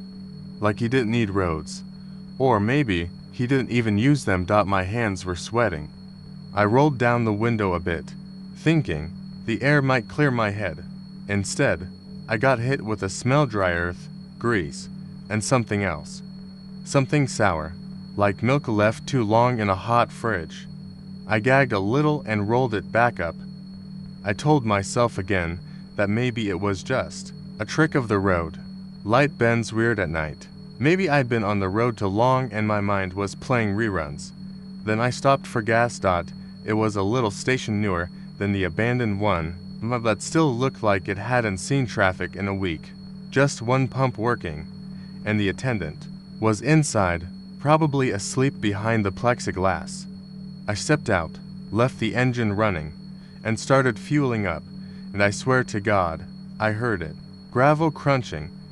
I turned fast, expecting to see someone walking up from the side of the station. But there was no one there, just the long stretch of night and the sound already fading. It had come from behind the station, a spot I couldn't see unless I walked around the corner, and I wasn't doing that, not alone. Not here. I capped the tank and got back in the car faster than I ever had before. Didn't check the mirror, didn't look back, just pulled onto the road, my tires spitting dirt. 20 minutes later, still no cars, still no towns, and the radio started to fuzz out. It had been low volume, some classic rock station that had barely reached this far out, but now it was just hiss. I turned the dial. Got nothing but static, station after station. And then the tapping started. Just a soft tick. From the back. Window. Not the roof. Not the sides. The back. Like someone was knocking lightly with their knuckles. I kept driving, trying to pretend I hadn't heard it. But it didn't stop. It got sharper, more deliberate, a pattern. 2 taps, pause. 3 taps, pause. 2 again. I checked the rear view. Nothing. I turned around while driving. Still nothing. But the tapping went on. I floored it. Whatever was behind me didn't care how fast I went, because when I took a sharp right onto an old side road, I'm talking potholes and weeds and no lighting, he was already standing there, just beyond the curve, waiting. I braked hard, skidded sideways. My headlights hit him dead on and again. No face, just a void, not covered, not hooded. Just not there. He didn't move. He didn't need to. He was always there.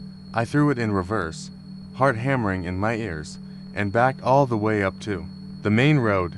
Got back onto 67 and started heading west instead of east. Didn't know where I was going, but I wasn't going toward wherever he was. I didn't see him again for a while. Not until I hit a rest stop, just past midnight, where a trucker sat eating a sandwich in the glow of his rig's cabin lights. I parked way on the other end, under a broken security lamp that flickered like a dying eye. I leaned back in my seat, eyes bloodshot and dry, and stared at the roof. And that's when the trunk creaked. Not like something inside, like something sitting on it. I didn't move. I didn't breathe. I knew better. Somehow I just knew if I looked, I'd see him again. Not standing, not walking, but crouched on my trunk, face pressed to the glass. Still not a face, just the suggestion of one, drawn in the fog. I must have passed out or blacked out or lost time somehow, because when I came to, it was morning. Pale gray light filtering through the clouds. The trucker was gone. The lot was empty, but when I got out to check, there were footprints all over the dust on the trunk, bare, long, and the strangest thing, they didn't come from anywhere. No matching prints on the ground, just those on the trunk, like he'd dropped out of the air, or worse, like he'd always been there, and the rest of the night had just been about him waiting for me to notice. I drove until noon that day, got a motel outside Abilene, sat under the shower until the water went cold. I didn't sleep. Next morning, I thought about reporting it, but to who? What do you say?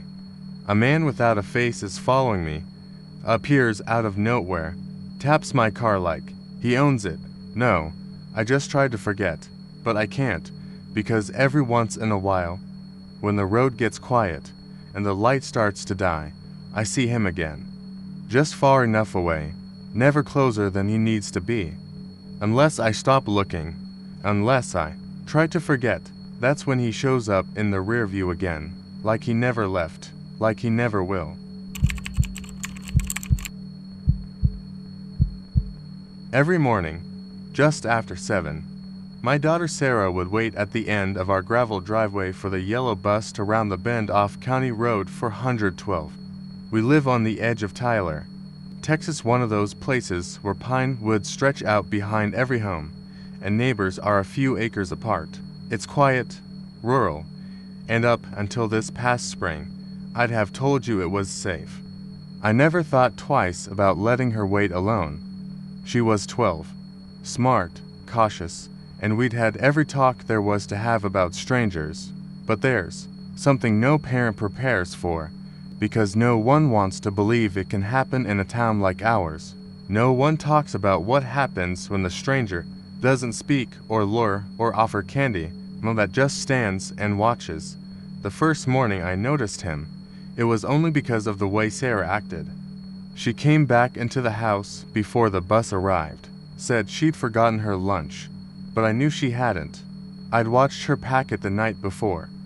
When she left again, she lingered near the front steps instead of heading down the driveway like usual. I followed her gaze, and that's when I saw him. He was standing across the 2-lane road, just past the shallow ditch, maybe 30 feet from the driveway's edge. He wasn't doing anything, just standing. He wore a dark green parka, jeans, and a baseball cap pulled low, shadowing most of his face. I couldn't tell his age from that distance. Middle-aged, maybe. I stepped outside, called out a polite good morning like you do when someone seems like they might belong, like you're giving them the benefit of the doubt. He didn't respond, didn't move, just stood there, eyes hidden, hands in his coat pockets. The bus came a minute later, and Sarah got on. She looked nervous. I called the school that morning and asked if they'd had reports of anyone unusual on the bus route. They hadn't. I didn't push it. I didn't want to be the overreacting parent. Maybe he was just a hunter or a hiker or someone's visiting uncle taking a morning stroll. But the next morning he was there again, this time 10 feet closer to the driveway. This went on for 5 days. Every morning, he moved closer. Every afternoon, I asked Sarah if she'd seen him when the bus dropped her off. She said no, he was never there in the evenings. But she admitted she didn't want to wait alone anymore. So I stood with her the 6th morning. When the bus came, the man didn't move, didn't react. He was only 15 feet away by then. I was getting tired of pretending this wasn't weird. That day, I called the sheriff's department. Deputy Green came out and took my statement. He was friendly, but unconcerned. Said it could just be someone walking the back roads and maybe I should approach him directly if I saw him again. Lots of folks out this way keep to themselves, he'd said. Doesn't always mean trouble. The 7th morning. The man wasn't there. Or the 8th. Sarah started walking down alone again, and I let her, figuring maybe it had been nothing. Maybe the guy had gotten bored or moved on. But on the 9th morning, when Sarah opened the front door, she froze. He was standing at the bottom of the driveway. Closer than ever, 10 feet from where she would have waited. She slammed the door and screamed for me. I ran outside, barefoot, heart pounding. He was gone. No truck, no car, nothing but faint boot prints in the red dirt and the soft indentations of where he'd stood. We kept her home that day. That night I installed a motion-triggered camera over the garage. One of those with infrared night vision. I pointed it down the driveway, adjusted the sensitivity, and made sure it was recording. I didn't sleep much. Just kept staring out the bedroom window toward the road. The following morning, Sarah stayed inside again. I walked the driveway myself and scanned the road. Nothing. But when I checked the footage from the night before, my stomach dropped. At 13 a.m., the camera caught him walking up the driveway. Not fast, not sneaky. Just walking, calm as can be. He didn't approach the house, just walked halfway up, stood still for 5 minutes, then turned around and left. I called the sheriff again. They sent someone out to look at the footage. This time, they were more serious. Promised a patrol would swing by in the mornings. We didn't see the man for 2 days. On the 3rd day, the camera glitched. The entire window between 1:45 and 3:15 a.m. was corrupted. Sarah didn't feel safe. Neither did I. So we started driving her to school. A few days passed. Things felt calm. The sense of pressure lifted. I stopped checking the camera every morning. Maybe, I thought, that was it. Maybe he'd moved on. Until one morning I woke to Sarah screaming. It was just before dawn. I ran into her room, and she was huddled under her blanket, pointing at the window. The screen was torn, just a single vertical rip, like it had been sliced. And on the outside glass, faintly visible in the condensation, was a smudge, a handprint. The sheriff came again, took photos, dusted the window, said there weren't any usable prints, advised us to keep the lights on and double-check the locks. That night I stayed awake in the living room with my shotgun propped by the door. I didn't blink, didn't look away. At 3:07 a.m., the motion sensor light clicked on. I eased to the front window and peeked through the curtain. He was standing at the foot of the porch steps. Just standing. Same green coat, same cap, no visible expression. I opened the door with the shotgun in both hands and shouted at him to get off my property. I threatened to shoot. I warned him the police were on their way. He didn't flinch, didn't run. He turned slowly and walked into the woods. I called 911 again. This time they brought dogs, flashlights, half a dozen men combing the woods behind our property for 2 hours. They found nothing, not a single track, not a single piece of clothing, not even a broken branch. That was the last time I saw him with my own eyes. But Sarah began waking up in the middle of the night, saying she heard tapping at her window. She stopped sleeping in her own room, slept in hours, then on the floor, then in my bed. I tried to stay strong, but every night it felt like something was out there, just beyond the edge of the lights, waiting.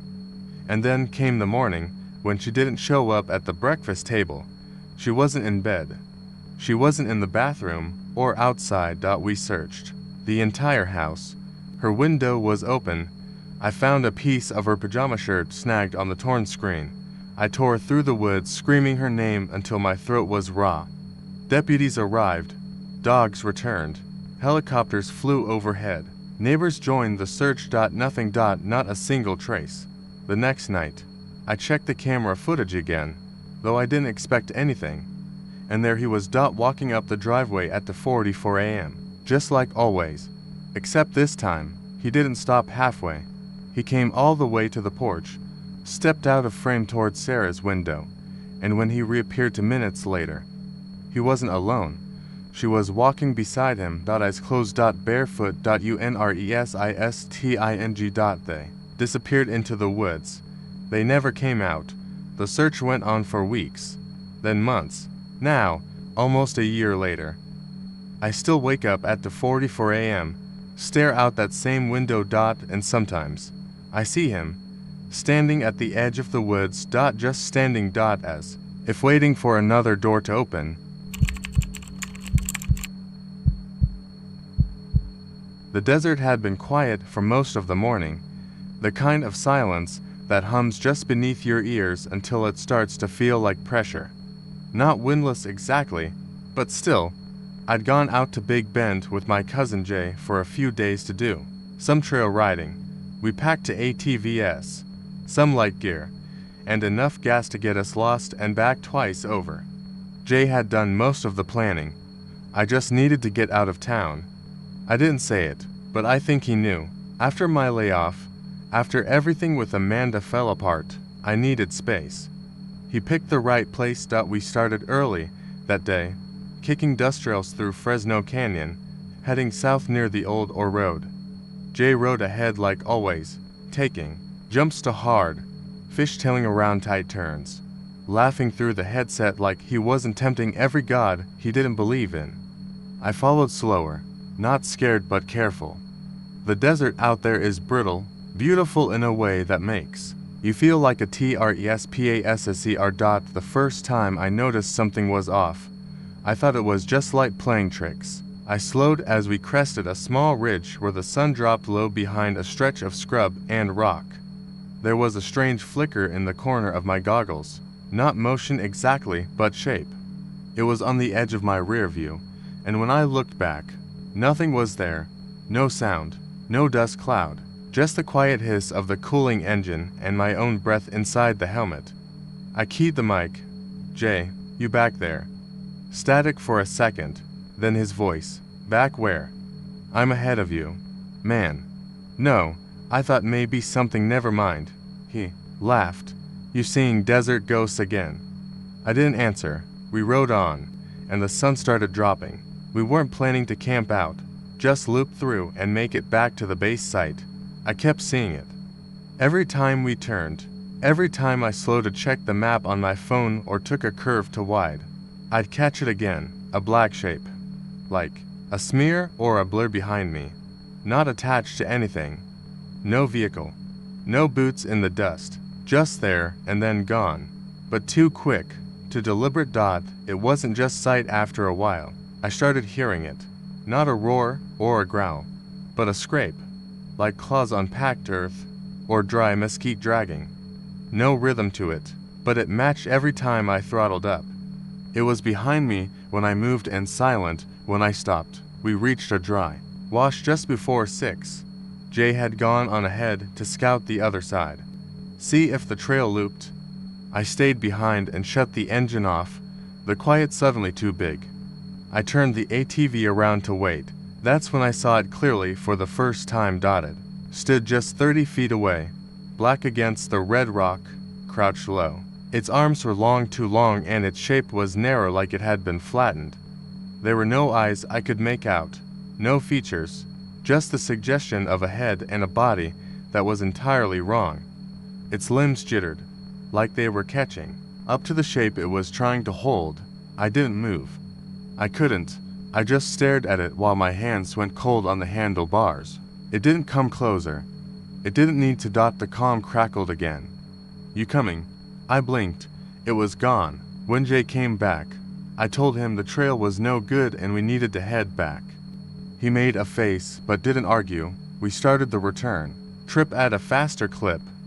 Light fading fast, dust painting the sky in long trails behind us. That's when the thing behind me started to move. It didn't follow the curves like we did. It didn't seem to ride the ground at all. It cut through the trail, taking unnatural angles, gliding alongside the ATV like a shadow with intent. I could hear it behind me, just out of reach, the air pushing differently, the sound of something living and wrong. I stopped once to try and catch it in my headlamp. Nothing. The beam caught only the scrub and rock. but the ATV wouldn't start again right away. I turned the key. Nothing. The battery wasn't dead. Lights were still on. It just refused. Jay looped back, annoyed. "What's wrong now?" "Won't turn over," I said, still watching the edges of the trail. He kicked at the dirt. "Give it a second. Dust in the intake maybe." I didn't argue. But when I glanced back again, I saw the shape just beyond him. Tall now, standing. It pulsed slightly, like it breathed, and then dropped low again in one smooth motion. Jay didn't see it. He looked tired more than anything. The engine started a second later like nothing was ever wrong. I didn't say anything else. We kept riding. When we got back to the site, I waited until Jay fell asleep. I sat in the dark with my boots still on, hands around a dead flashlight, staring at the edges of the desert just beyond the tent. The stars were too bright, the air too still. The shadow didn't move again that night, but I knew it was still there. In the morning, Jay found the tracks. Not ours, not boot prints, just drag marks that circled my ATV in a wide loop. Deep ones, long, like something with limbs to many or none at all had crawled through. There were no prints leading to or from them, just the tracks and the disturbed dust. We left early, didn't say much on the way out. Jay played music through his phone as we packed up, but he kept looking back over his shoulder like he thought he'd see something coming out of the scrub. I haven't been back to Big Bend since. I've tried to forget, but every so often, when I drive alone or stop at a red light and glance into the rearview, I see something move just out of frame. Not a person, not a coyote. Something that matches my pace. Something that's learned not to leave tracks. The drive between Alpine and Marfa always felt like a different kind of silence. Not the peaceful, sleepy quiet you get in a rural town, but a vast, empty sort of stillness that seemed to eat sound alive. There were no trees to rustle, no animals scurrying along fence lines, just an expanse of flat desert stretching outward under the weight of an endless sky. I was already regretting choosing this route so late in the day, but my hotel was booked in Marfa and I didn't want to lose the deposit. It was just after 9 p.m., and the sun had long dipped behind the horizon, leaving the world behind me black and the road ahead darker still. I hadn't seen another car in over 30 minutes. Just the hum of tires on pavement and the occasional insect tapping against the windshield. At first, I thought I saw headlights in my rearview mirror. Distant, faint, like a car just coming over the crest behind me. I kept glancing back every few seconds, waiting for it to catch up. But the lights never got closer. They floated there, just far enough back to stay vague. Not bright enough to illuminate the lines on the road, not low enough to hit the reflectors. I turned down my music and watched more carefully. The lights weren't bouncing like they should have on a rough desert highway. They weren't consistent either, flickering slightly, almost like they were hovering rather than moving. At one point, I tapped the brakes lightly, not enough to slow me down much, but enough to flash my taillights. Nothing changed. The lights didn't react. No slowing, no dipping, no shift. They just stayed back there, maybe 200 yards, maybe less. I turned onto a side road that looped through some old ranch property before rejoining the highway near Marfa.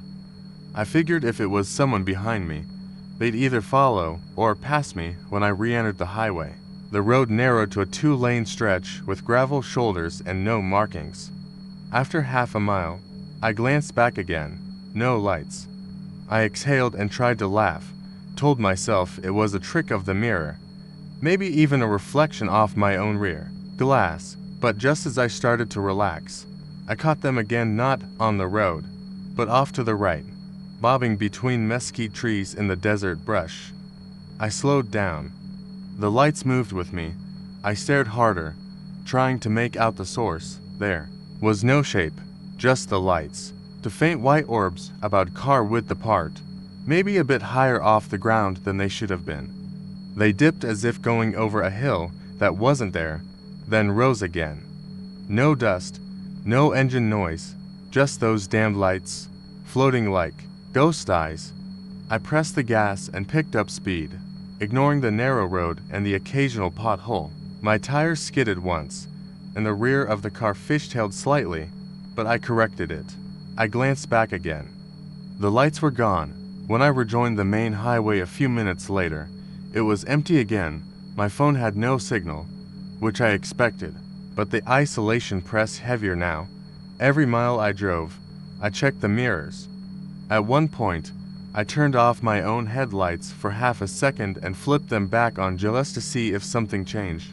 Nothing, just darkness swallowing the road behind me. 20 minutes out from Marfa, the lights returned. They appeared in the middle of the road this time, closer than before. I hadn't seen them approach. They were just suddenly there, right at the edge of my rearview field, like they'd been hiding in my blind spot. I looked out my side mirror and saw something even worse. The lights weren't behind me anymore. They were beside me off the road, floating through the desert again, but this time much closer, maybe 50 feet out. They moved like they were pacing me. I rolled down the window. There was no sound except wind, no crunch of gravel or brush being trampled. I could see the outline of a cholla cactus flash between me and the lights, and that's when I realized how wrong their positioning was. They weren't illuminating the cactus. The lights passed behind it like the beam was being swallowed by the world instead of lighting it up. No real light source did that. I swerved a little toward the middle of the road and sped up again, heart hammering in my chest. I told myself I was imagining it, that my eyes were tired, that I was being paranoid. But the lights kept pace. They didn't bounce or wobble. They just glided silently through the brush. When I finally saw the glow of Marfa in the distance, a warm, reassuring dome of human existence, I felt something inside me loosen. The road curved to the left slightly, and as I took the bend, the lights vanished again. Not faded, vanished, like someone had turned off a switch. I reached the edge of town and stopped at the first gas station I found, pulling into the lot and parking under the brightest overhead light. I got out, walked around the car, checked under it, behind it, even looked down the road to see if anyone was coming. Nothing. Inside, I grabbed a drink and tried to make small talk with the clerk. She looked about my age and smiled politely, but when I asked if strange things ever happened out on the highway, her face shifted. You mean like the lights? I froze. What lights? Some folks see them out there. Between Alpine and Marfa, my brother saw them once when he was coming home late from a rodeo. Said they followed him for a good while. Nobody else saw them. He don't talk about it much now. I nodded, trying to play it cool. You ever see them? She looked out past the gas station lot, toward the black stretch of highway behind me. Not yet. But I don't drive alone at night. I left the station and drove straight to the hotel, locked the door, and pulled the blinds. The lights didn't follow me into town. I didn't see them again the rest of the trip. I told a few friends back home and they laughed it off. Said maybe I'd seen the Marfa lights, those weird atmospheric things people talk about. But the real Marfa lights are supposed to show up far out near the viewing area, tiny and distant, not chasing your car through desert scrub. It's been a few months, and I still have dreams about it sometimes. In the dream, I'm back on that highway, and the lights aren't behind me anymore. They're ahead, waiting, like they were never chasing me at all, just leading me somewhere I wasn't supposed to go. And sometimes I wake up with the taste of dust in my mouth and the faint hum of tires on an empty road echoing in my ears, like I never left. Like I'm still out there, driving through the dark, and the lights are still just over my shoulder, getting closer each time. I was 3 weeks into a 4-week sales route that stretched across dusty highways from Amarillo down to El Paso, the kind of trip that sucks your soul out of your chest and tosses it in the glove box with your empty gum wrappers and old receipts. I'd done this run before, but this leg, the El Paso stop, was always the worst. Maybe it was the dry wind that made your skin feel like burlap. Or B, it was the motels that all seemed built in the 70s and smelled like watered down bleach and a hint of something burnt.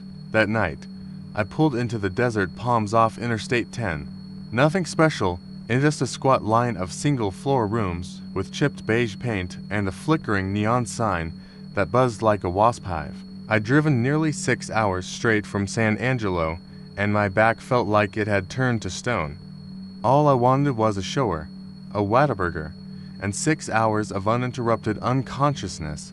The clerk behind the glass looked about as thrilled to see me as I was to be there. She handed me a key, an actual key, not a card, and nodded toward room 12.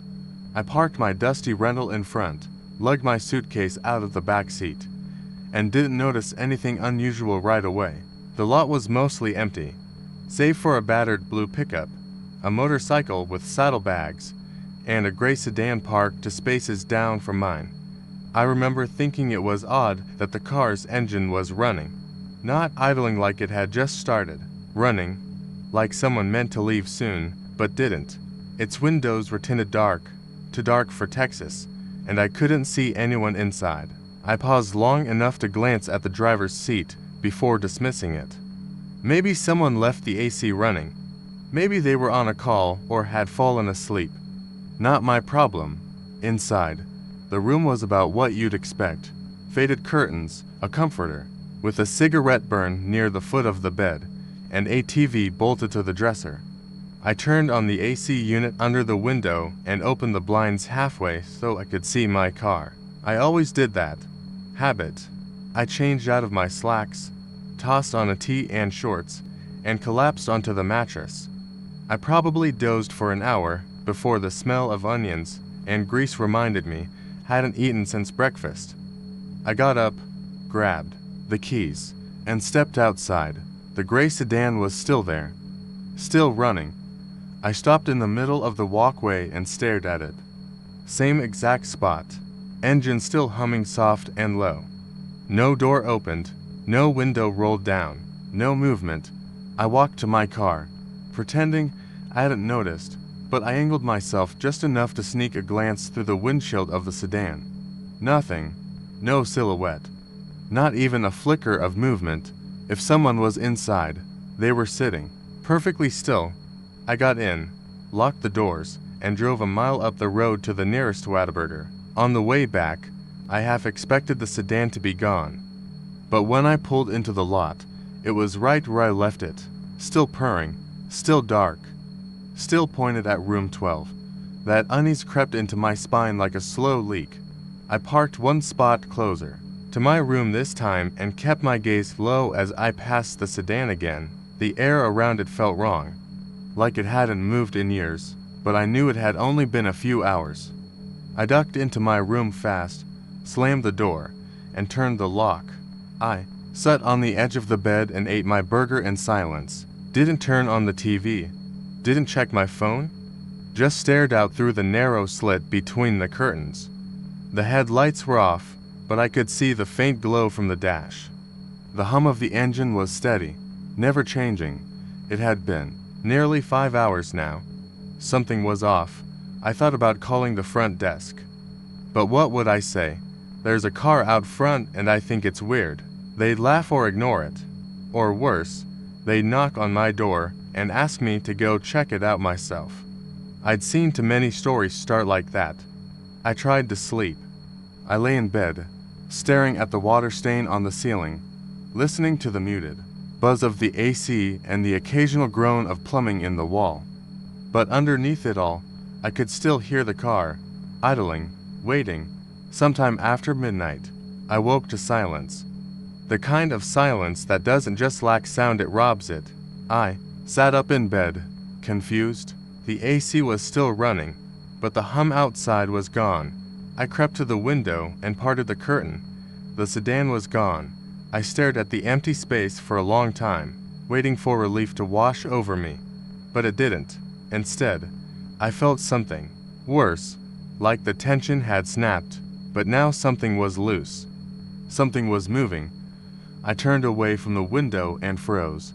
There were footsteps outside my door, Not casual ones, not someone walking by to their room. These were slow, careful, one step at a time, scuff, pause, scuff again. Whoever it was, they were stopping every few feet, like they were listening. Or watching. I backed away from the door and reached for my phone, but it slipped from my hand and clattered onto the carpet. The footsteps paused, then came closer. I held my breath. The doorknob rattled just once, just enough to test it. I stood still, my chest hurt from holding back the breath. I stared at the door like it was going to split open. After a long second, the knob stopped moving, then silence. No more steps, no car engine, just the low grind of the AC and my own heart pounding behind my ribs. I stayed frozen for what felt like an hour before I finally moved. I picked up my phone and dialed the front desk. No answer. I tried again. Nothing. I checked the time, to 11 a.m. I sat in the chair by the window and waited for the sky to change color. When dawn finally broke over the parking lot, I threw my bag into the car without brushing my teeth or checking out. I needed to get out of there, but something made me stop. Just 1 second. I walked 2 rooms down to where the sedan had been, parked all night, and looked at the asphalt. No oil stain, no tire marks, not even a bit of condensation from the exhaust. Just clean pavement, as if nothing had ever been there at all. I turned and looked back at my room door, and that's when I saw the HANDPRINT. It was faint, barely visible against the chipped paint of the door frame, but it was there, right at eye level, smudged and streaked like it had been dragged down the side. 5 fingers, too long, too thin. I left El Paso that morning and never took that route again, but sometimes, on long drives, when I pull off at some forgotten motel in the middle of nowhere, I check the lot twice before I go in, and if I see a gray sedan with its engine running, I don't check in at all. I keep driving, no matter how tired I am, because I don't know who or what was parked outside room 12 that night, but I know it wasn't waiting for anyone else. I was about an hour west of Amarillo, cruising down a 2-lane stretch of Highway 385 with nothing but flat fields and grain silos between me and the night. The sun had just dipped below the horizon, leaving a bruised orange smudge in the sky that quickly faded into charcoal gray. My old Dodge Dakota rumbled along at a steady 65. The windows rolled down just enough to let the dry wind snake through and stir the emptiness inside the cab. I'd been on the road nearly 9 hours, headed back from Lubbock after helping my cousin move out of a dead-end apartment into a slightly less dead-end one. I was tired, aching, and craving something hot that didn't come from a gas station, microwave, and I sure as hell wasn't in the mood to be followed. I noticed it first in the mirror just after passing through Vega. Red and blue lights blinked in the distance. They weren't on at first, just the headlights, far enough back that I thought maybe it was another traveler catching up, but then the lights flicked on, no siren, just the strobes. I checked my speed, dead on, maybe 1 over, but not enough for any sane cop to pull me. I signaled and pulled off onto the gravel shoulder, the tires crunching like bones underfoot. I killed the engine, grabbed my wallet, and kept both hands on the wheel like I'd been taught to do since I was 16. But nothing happened. The cruiser sat behind me, lights flashing, engine rumbling. I watched in the mirror, waiting for the door to open, for a trooper to walk up and ask where I was headed, what I was carrying, what I was doing out there in the dark. But the door didn't open. The lights didn't stop. Minutes passed, a full 5, maybe 6. Still nothing. I cracked the window a little further. The wind had gone colder, biting and sharp. Even for July, I could hear the cruiser idling behind me, low and steady, but there was something wrong about it, not the sound, but the pitch of it. Like it wasn't running on gas, like it was humming. I glanced again into the mirror. That's when I noticed the decals peeling, not like old paint flaking off, not weather-beaten or sun-faded. They were just lifting, like stickers submerged in hot water. The word sheriff on the driver's side door had begun to ripple, the white letters curling upward at the corners, then slowly sliding down the panel as if gravity had changed direction. The emblem on the hood, an old gold star with county law enforcement wrapped around it, warped like something melting. That wasn't a cruiser. I opened the door slowly, just enough to step out and wave my hand, tried to get the officer's attention. I was shaking, not scared yet, just cold and confused. Maybe it was some new kind of unmarked car, a drone test or something, but when I stepped into the gravel and looked back full on, I knew this wasn't anything the county had authorized. The car's body was too smooth, too clean, beneath the melting stickers, like there'd never been paint on it, just matte black skin stretched tight over a shape that pretended to be a vehicle. The lights still flashed, but when I blinked, they seemed to flicker in the wrong rhythm, more like someone flipping a switch back and forth than a programmed strobe. I stepped forward. "Officer," I called out, feeling like an idiot for using the word. "Is there a problem?" The windows were pitch dark, not tinted, just dark, like someone had taken black spray paint to the inside. I couldn't see a damn thing through them. And still, the door didn't open. I took another step. Then the lights cut off. No warning. No slow fade. Just gone. Dead silence followed. The idling sound disappeared like it had never been there. And that humming I'd heard earlier, the one I couldn't place, it came back. Louder now, like a mosquito the size of a man. I turned back toward my truck, and the cruiser's door opened. The driver stepped out, or rather, something stepped out. It was wearing a uniform, but nothing matched. The pants were sheriff brown, sure, but the shirt was too long, too clean, hanging like a hospital gown. The badge glinted once before dimming, like someone had turned the moon off. The figure was tall, too tall.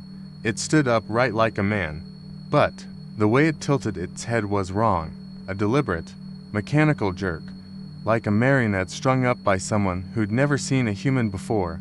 "License and registration," it said. The voice was calm, male, official sounding, but hollow, like it was playing from a recording inside a box. No inflection, no natural pauses, just a phrase. I didn't move. "License and registration," it repeated. I backed toward my door, fumbling for the handle. I'd left the keys in the ignition, stupidly, but thank God I did. I yanked the door open and jumped in. The figure started walking. I slammed the lock button, fired the engine. The figure was already halfway to my hood. "License and registration." The voice came from all around me now, not from the mouth, from the air itself. I threw it into drive and peeled out, the tires spitting gravel like teeth. The figure didn't flinch, just kept walking, step by exact step. I looked in the mirror as I drove. The cruiser was gone. I didn't see it leave, didn't hear an engine. Just gone. I drove faster. 10 miles down. I passed another truck stop, empty except for a semi idling near the diesel pumps. I didn't stop, didn't dare. My mind was racing now. I wanted to believe it was fatigue, hallucination, highway hypnosis, but the decals peeling off that I saw, that I can swear on. Another 20 miles. The road narrowed again. No cars, no lights. I checked my phone. No signal. Then the lights returned behind me. Same spacing, same height, same flicker. I pressed the pedal harder. 80, 90. The lights kept pace. I couldn't see the car itself, just those damn floating strobes, like they weren't attached to anything. I weaved through a curve, crossed into another county line. Still there. Then the road dipped, a sudden hill I hadn't expected. I lost traction, tires squealing as I caught air for half a second, then slammed back down. The impact rattled my bones. When I looked up, the lights were gone again. I pulled off the road, sat there, heart hammering, watching the dark. Nothing. I made it to Dalhart by dawn. The sun rose slow and red, bleeding over the horizon like something wounded. I pulled into a diner on the edge of town, stumbled in, and ordered coffee with hands that wouldn't stop shaking. I asked the waitress if she'd ever heard of state cruisers around here that ran without decals. She gave me a look like I'd asked if the moon ever dipped down for a drink. No such thing, she said. They're all marked. And there ain't no unmarked units past midnight. Sheriff's rule. I nodded, sipped my coffee, and left half of it behind. I never saw the cruiser again, but sometimes I dream about it, the matte black shape. The voice without breath, the stickers sliding off like dead skin, and the words, always those words, echoing inside my skull with a cold that never really leaves, license and registration. It was the second night of spring break, and the salt breeze that rolled in from the Gulf had a sickly sweet scent, like overripe fruit rotting under the boardwalk. We were supposed to be blowing off steam, forgetting about finals and shitty relationships and the grinding pressure of our last year at college. Galveston had always sounded like the kind of place that offered escape sunlight, seafood, cheap beer, and laughter loud enough to drown out the real world. But that night, the laughter dried up. That night, something started following us. We'd been cruising Seawall Boulevard in Tyler's old Civic, the kind of beater that rattled when it hit 50, but had enough personality to feel alive. Me, Tyler, and Liz crammed in the front, and Cassie stretched across the back seat, legs over our bags from the Airbnb. The windows were down, and Tyler was thumping the wheel along with a Red Hot Chili Peppers track while Liz pointed out every restaurant she wanted to try. I wasn't really listening. My eyes kept drifting to the rearview mirror. The first time I saw the Jeep, it was just a few cars behind. A dark green Wrangler with a muddy grill and its lights on bright, even though the street lamps lit up the boulevard well enough. I remember thinking how weird it looked. Not the Jeep itself, there's always a few lifted Jeeps around beach towns, but the way it moved. It stayed the same distance no matter how Tyler sped up or slowed down, like it was linked to us, tethered. INVISIBLY. At first, I didn't say anything. Spring break meant a lot of things, and tailgaters weren't exactly paranormal. But then we made a left on 61st Street to head toward the pier, and the Jeep made the same turn, still 2 cars back, still bright lights in the mirror. I told myself it was coincidence, tourist traffic, no big deal, but we took another left onto Avenue Q, looking for a gas station to grab some snacks, and sure enough, the Jeep followed. Tyler, I said, louder this time, check the rear view. He did. I watched his eyes narrow. Creeper, Liz asked, twisting in her seat. Is it that Jeep? Could be nothing, I said, but even then, I didn't believe it. We turned again, this time down 43rd, where the street got narrow and the houses leaned close, their porches dark, their fences crooked. The kind of place that didn't look like it had changed since the 70s. Sure enough, the Jeep turned, too. That's when the tension set in. Not panic, not yet. Just that slow tightening in the chest, the prickling of something not right. Cassie sat up in the back, pulled her hair over one shoulder, and said, "Okay, that's for turns in a row. It's following us." Tyler didn't say anything. He turned the music down. We took another left, then a right. The Jeep followed, always at the same distance, like it knew how to stay just far enough to not be obvious, but close enough that we'd never stop seeing it. "Let's lose it," I said. "Go around the block and cut down behind that Walgreens." Tyler did exactly that. He gunned it through to empty intersections, took a hard left, and ducked onto a back street we didn't know the name of. I counted off the seconds. 5, 10, 15. No lights behind us. We exhaled, laughed nervously. Cassie said, "Probably just a drunk tourist messing around." Liz lit a cigarette with a trembling hand. Even though she'd quit last month, you see people mess with other cars all the time. Tyler pulled onto a better lit street and relaxed his grip on the wheel. That's when the Jeep pulled out of a side road ahead of us and blocked the lane. We stopped. Hard. It was like it had been waiting for us, like it had known where we'd end up. Its engine idled low, throaty. The headlights were off now, but the parking lights glowed a dull amber. No movement from the driver. Reverse, I said. Back out, now. Tyler shifted into reverse, but before he could hit the gas, the Jeep crept forward slowly, just enough to get close. Then it stopped again, dead center of the road. No horn. No flashers. Nothing. That was when the driver leaned forward and mouthed something. We couldn't hear it, obviously, but we could see his lips move. 3 syllables. Maybe. The words didn't make sense. They didn't look like English. They didn't even look like language. They moved in a weird rhythm, not natural speech, more like chanting or mimicking. Then he repeated it. Same shape of the lips, same rhythm. Over and over. Is he saying something? Liz whispered. Cassie was already crying. Get us out of here. She kept saying. Back up. Go around him. I don't care. Just go. Tyler tried the reverse again, but now there were lights behind us. Another car. No, another Jeep. Same model. Same color. Same mud streak grill. And again, the lights were bright. We were boxed in. The guy in the first Jeep, if it was a guy, was still mouthing those same syllables, had tilted slightly now, like he was listening for something. Then he did something I'll never forget. He reached out his arm, bent it at the elbow, pointed at us, and then he copied every single movement Tyler made behind the wheel. Tyler turned to look at us, so did the driver. Tyler moved his arm to put the car in drive. The driver moved his arm exactly the same way, though his Jeep didn't move. Every slight motion was mirrored, like we weren't watching a person at all, but a reflection, a warped, awful reflection with no delay. No mistakes.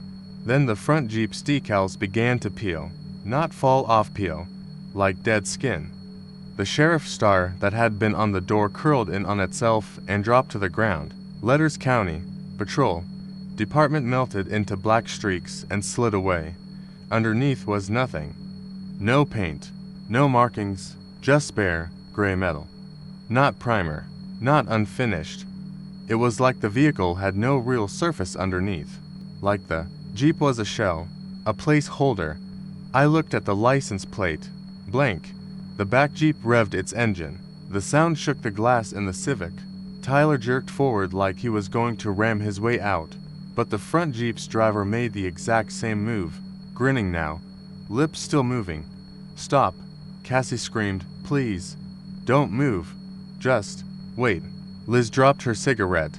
It hissed on the floor mat. None of us picked it up. We sat like that for maybe a minute. Maybe 5. Time didn't feel normal anymore. It stretched thin, like a wire under tension. The air inside the car grew too thick to breathe.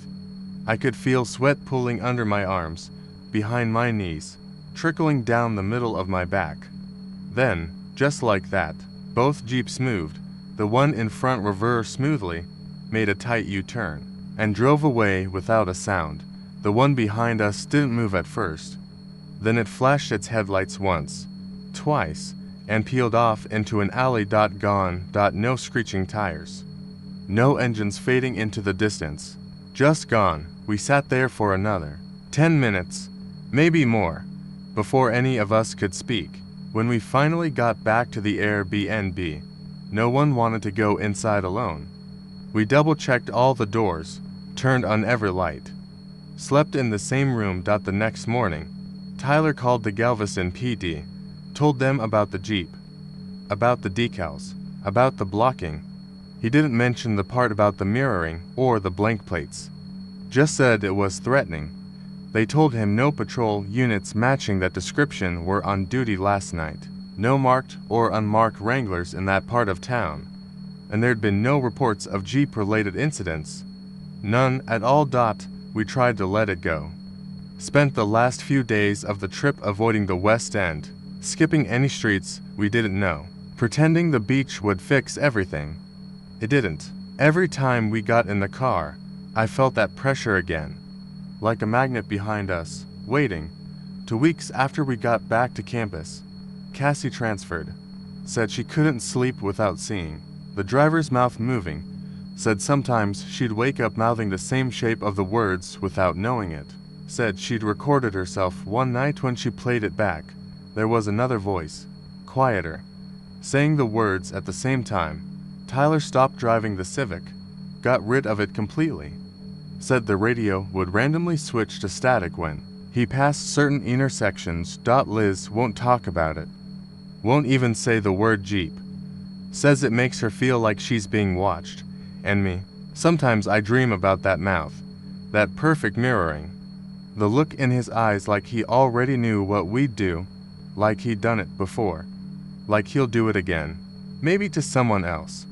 Maybe to us. Sometimes I still see a green Wrangler behind me when I drive home at night. But it's never there when I turn around. It was early evening when I pulled into the rest stop off Highway 19, just south of Huntsville. The sky was still lit, but the edges of the treetops were starting to soften into shadow, and the buzz of cicadas gave everything a kind of vibrating quiet. I'd been driving since Dallas, heading to my brother's place in Livingston after a fight with my girlfriend that ended with me tossing my phone into a trash can outside a gas station in Corsicana. I hadn't meant to stay gone long. Just long enough to breathe without feeling like I was drowning in someone else's emotions. But by the time I hit the 2-hour mark, my back hurt, my eyes were blurry, and I needed a break. The rest stop was typical. 2 picnic tables, a red brick restroom that looked like it hadn't been cleaned since the Clinton administration, and a single soda machine buzzing like it was on its last leg. No other cars, no trucks idling in the lot, just a long line of trees behind the building and a heavy quiet that settled deep in your chest. I parked the car, left the engine running, and walked across the lot, stretching my arms. There was something peaceful about the stillness. It didn't last. Inside the restroom, the lights were yellow and weak. One flickered above the urinals, and the smell was sharp with urine and bleach that hadn't quite done its job. I picked the stall farthest from the door, relieved myself, and washed my hands quickly, trying not to touch anything more than I had to. As I dried my hands on my jeans, I heard something outside, not loud, just the sound of gravel shifting, like someone dragging a foot, then silence. I paused, turned off the faucet, and leaned toward the cracked window above the sinks. Nothing, just wind through the trees. I opened the door and stepped into the parking lot. The breeze had picked up, cooler now, carrying the earthy smell of pine needles and wet bark. I looked around. My car sat where I left it, engine humming softly.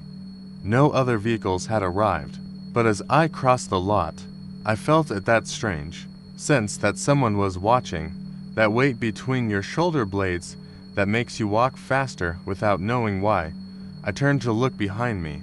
Nothing, just the restroom building, the line of trees, and the empty picnic area. But then something moved, barely, behind the restroom. Near the tree line, a figure stepped out. At first, I thought it was a man, tall, thin, dressed in what looked like jeans and a dark hoodie. But it wasn't right. The way it moved too, smooth in some ways, to sudden in others. It didn't sway like a person. It jerked, then stilled, then took a few fast steps, almost gliding, then stopped again. Like a record skipping, I froze, hand on the car door handle, staring at it. It stood maybe 30 feet away now. I couldn't see the face. Shadows from the trees cut across it, and the hood made it worse, but the posture was wrong. Too straight, arms stiff at the sides, no rise and fall of breath. I opened the door and slid into the driver's seat, locked the doors, and stared. Through the windshield, my heart thudded like a hammer in my chest, and I suddenly felt stupid. It was probably just a hiker or a homeless guy. Maybe he lived out there. Maybe I'd startled him, just like he startled me. But as I backed out of the parking spot, I glanced in the rearview mirror and saw him step fully into the lot, Still no face, just that hood. Still no sound, just gravel popping under footfalls that were to light. I turned onto the highway and tried to shake it off. But as I picked up speed, I kept glancing in the mirror. Nothing. Nothing for a solid mile. Then something moved at the edge of the woods along the highway. Just within the trees, a figure pacing me. Not running, just walking. But it kept up. Every time I passed a clearing or break in the brush, I saw it. Same posture, same dark hoodie, same jerky movements. I pressed harder on the gas. 65, 70. I passed another mile marker and thought maybe I was imagining it. My mind playing tricks after a long day. Then, on the right, I saw a break in the trees and the figure stepped into the ditch beside the road. Still walking, still keeping pace. I don't know how. There was no way a person could walk that fast. Not even sprint. But there it was. Closer. I didn't slow down again until I saw the sign for Riverside. My hands were shaking on the wheel. I pulled into a rundown diner with a blinking sign and parked near the front where the light spilled. From the windows, I sat there, heart still racing, watching the trees. Nothing followed. No one stepped from the shadows. The waitress inside gave me a strange look when I entered, probably because I kept looking over my shoulder. I stayed for almost an hour, ate half a burger, drank 2 cups of coffee, and tried to calm down.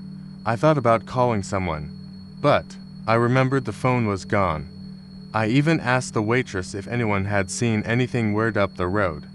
She just shrugged and said people were always seeing ghosts in those parts. The woods were old, she said. Older than Huntsville, older than Texas. They held things. When I finally got back in the car, I half expected the figure to be waiting in the rearview mirror.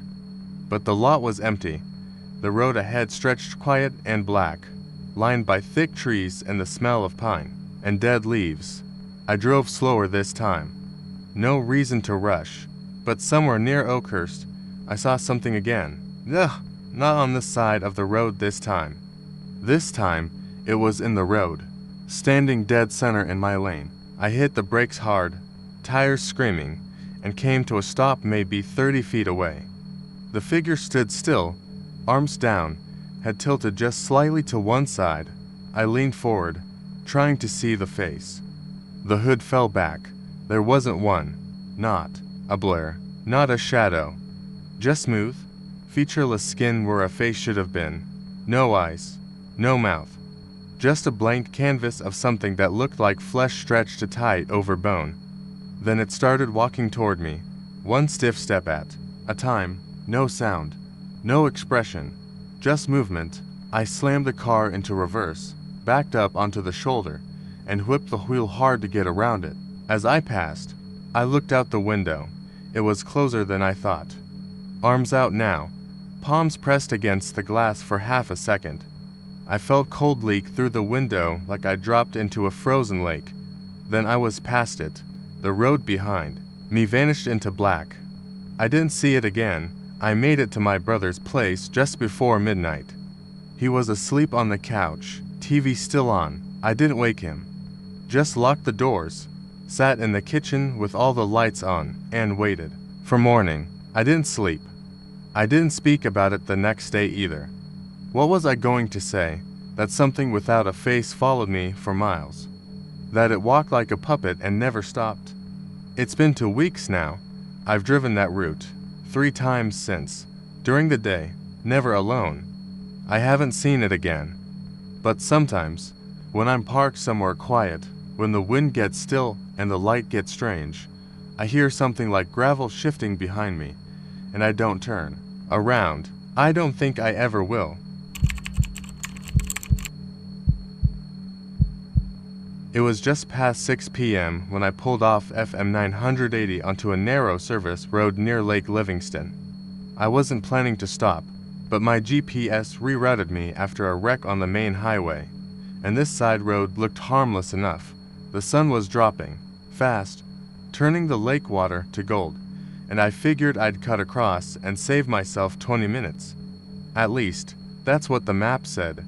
The The road turned gravel after a mile uneven, pale, and winding like a spine through thick pine and oak. My tires crunched with every turn, and the branches above knit into a roof that swallowed the last of the sunlight. I should have turned back, but I didn't. Not until I saw the sign. It was old, wooden, crooked, a single word carved into it. Elmswell. I'd never heard of it. And I've lived in Texas most of my life. The GPS still showed a blue line, though this road led out, eventually. So I kept going. About half a mile later, I passed a rusted gate hanging open, its hinges groaning in the wind. Behind it, tucked in the trees, was a small white church, one of those old-fashioned, one-room kinds, with narrow stained glass windows and a steeple barely taller than the pines around it. The cross on top was missing, just the base remained, like a snapped bone. I slowed down out of curiosity. That's all it was. Curiosity. There were no other cars, no signs of people, but a few candles flickered behind the glass inside. That's what got me. The light, soft, moving. Someone had to be in there. I pulled over, left the car running, and got out. I don't know why. Maybe I thought someone needed help. Maybe I wanted to ask directions, even though I had no cell signal and a full tank of gas. Maybe something else pulled me in. The air was thick with the smell of wet wood and old soil, the kind that smells alive, breathing. I stepped through the gate and walked up the cracked stone path. The closer I got, the colder it felt. Not the breeze, something deeper, a chill that crawled under my skin and settled into my bones. The door was slightly ajar, just enough to show a sliver of darkness between the frame. Hello. I called, but my voice felt flat. Swallowed. No answer. I pushed the door open. It didn't creak like I expected. It glided, silent to smooth. Inside, the pews were lined up in perfect rows, clean, polished, like someone still cared for the place. But there was dust too, on everything, and cobwebs in the corners that danced. In the candlelight, the flames flickered on a table near the pulpit, where a small wooden box sat, closed. I turned to leave. That's when the door shut behind me. Fast. I spun around. No wind. No one there. I reached for the knob, but it wouldn't budge. Locked. From the outside, that's when I heard the whisper. Low, just behind my ear. Sit. I froze.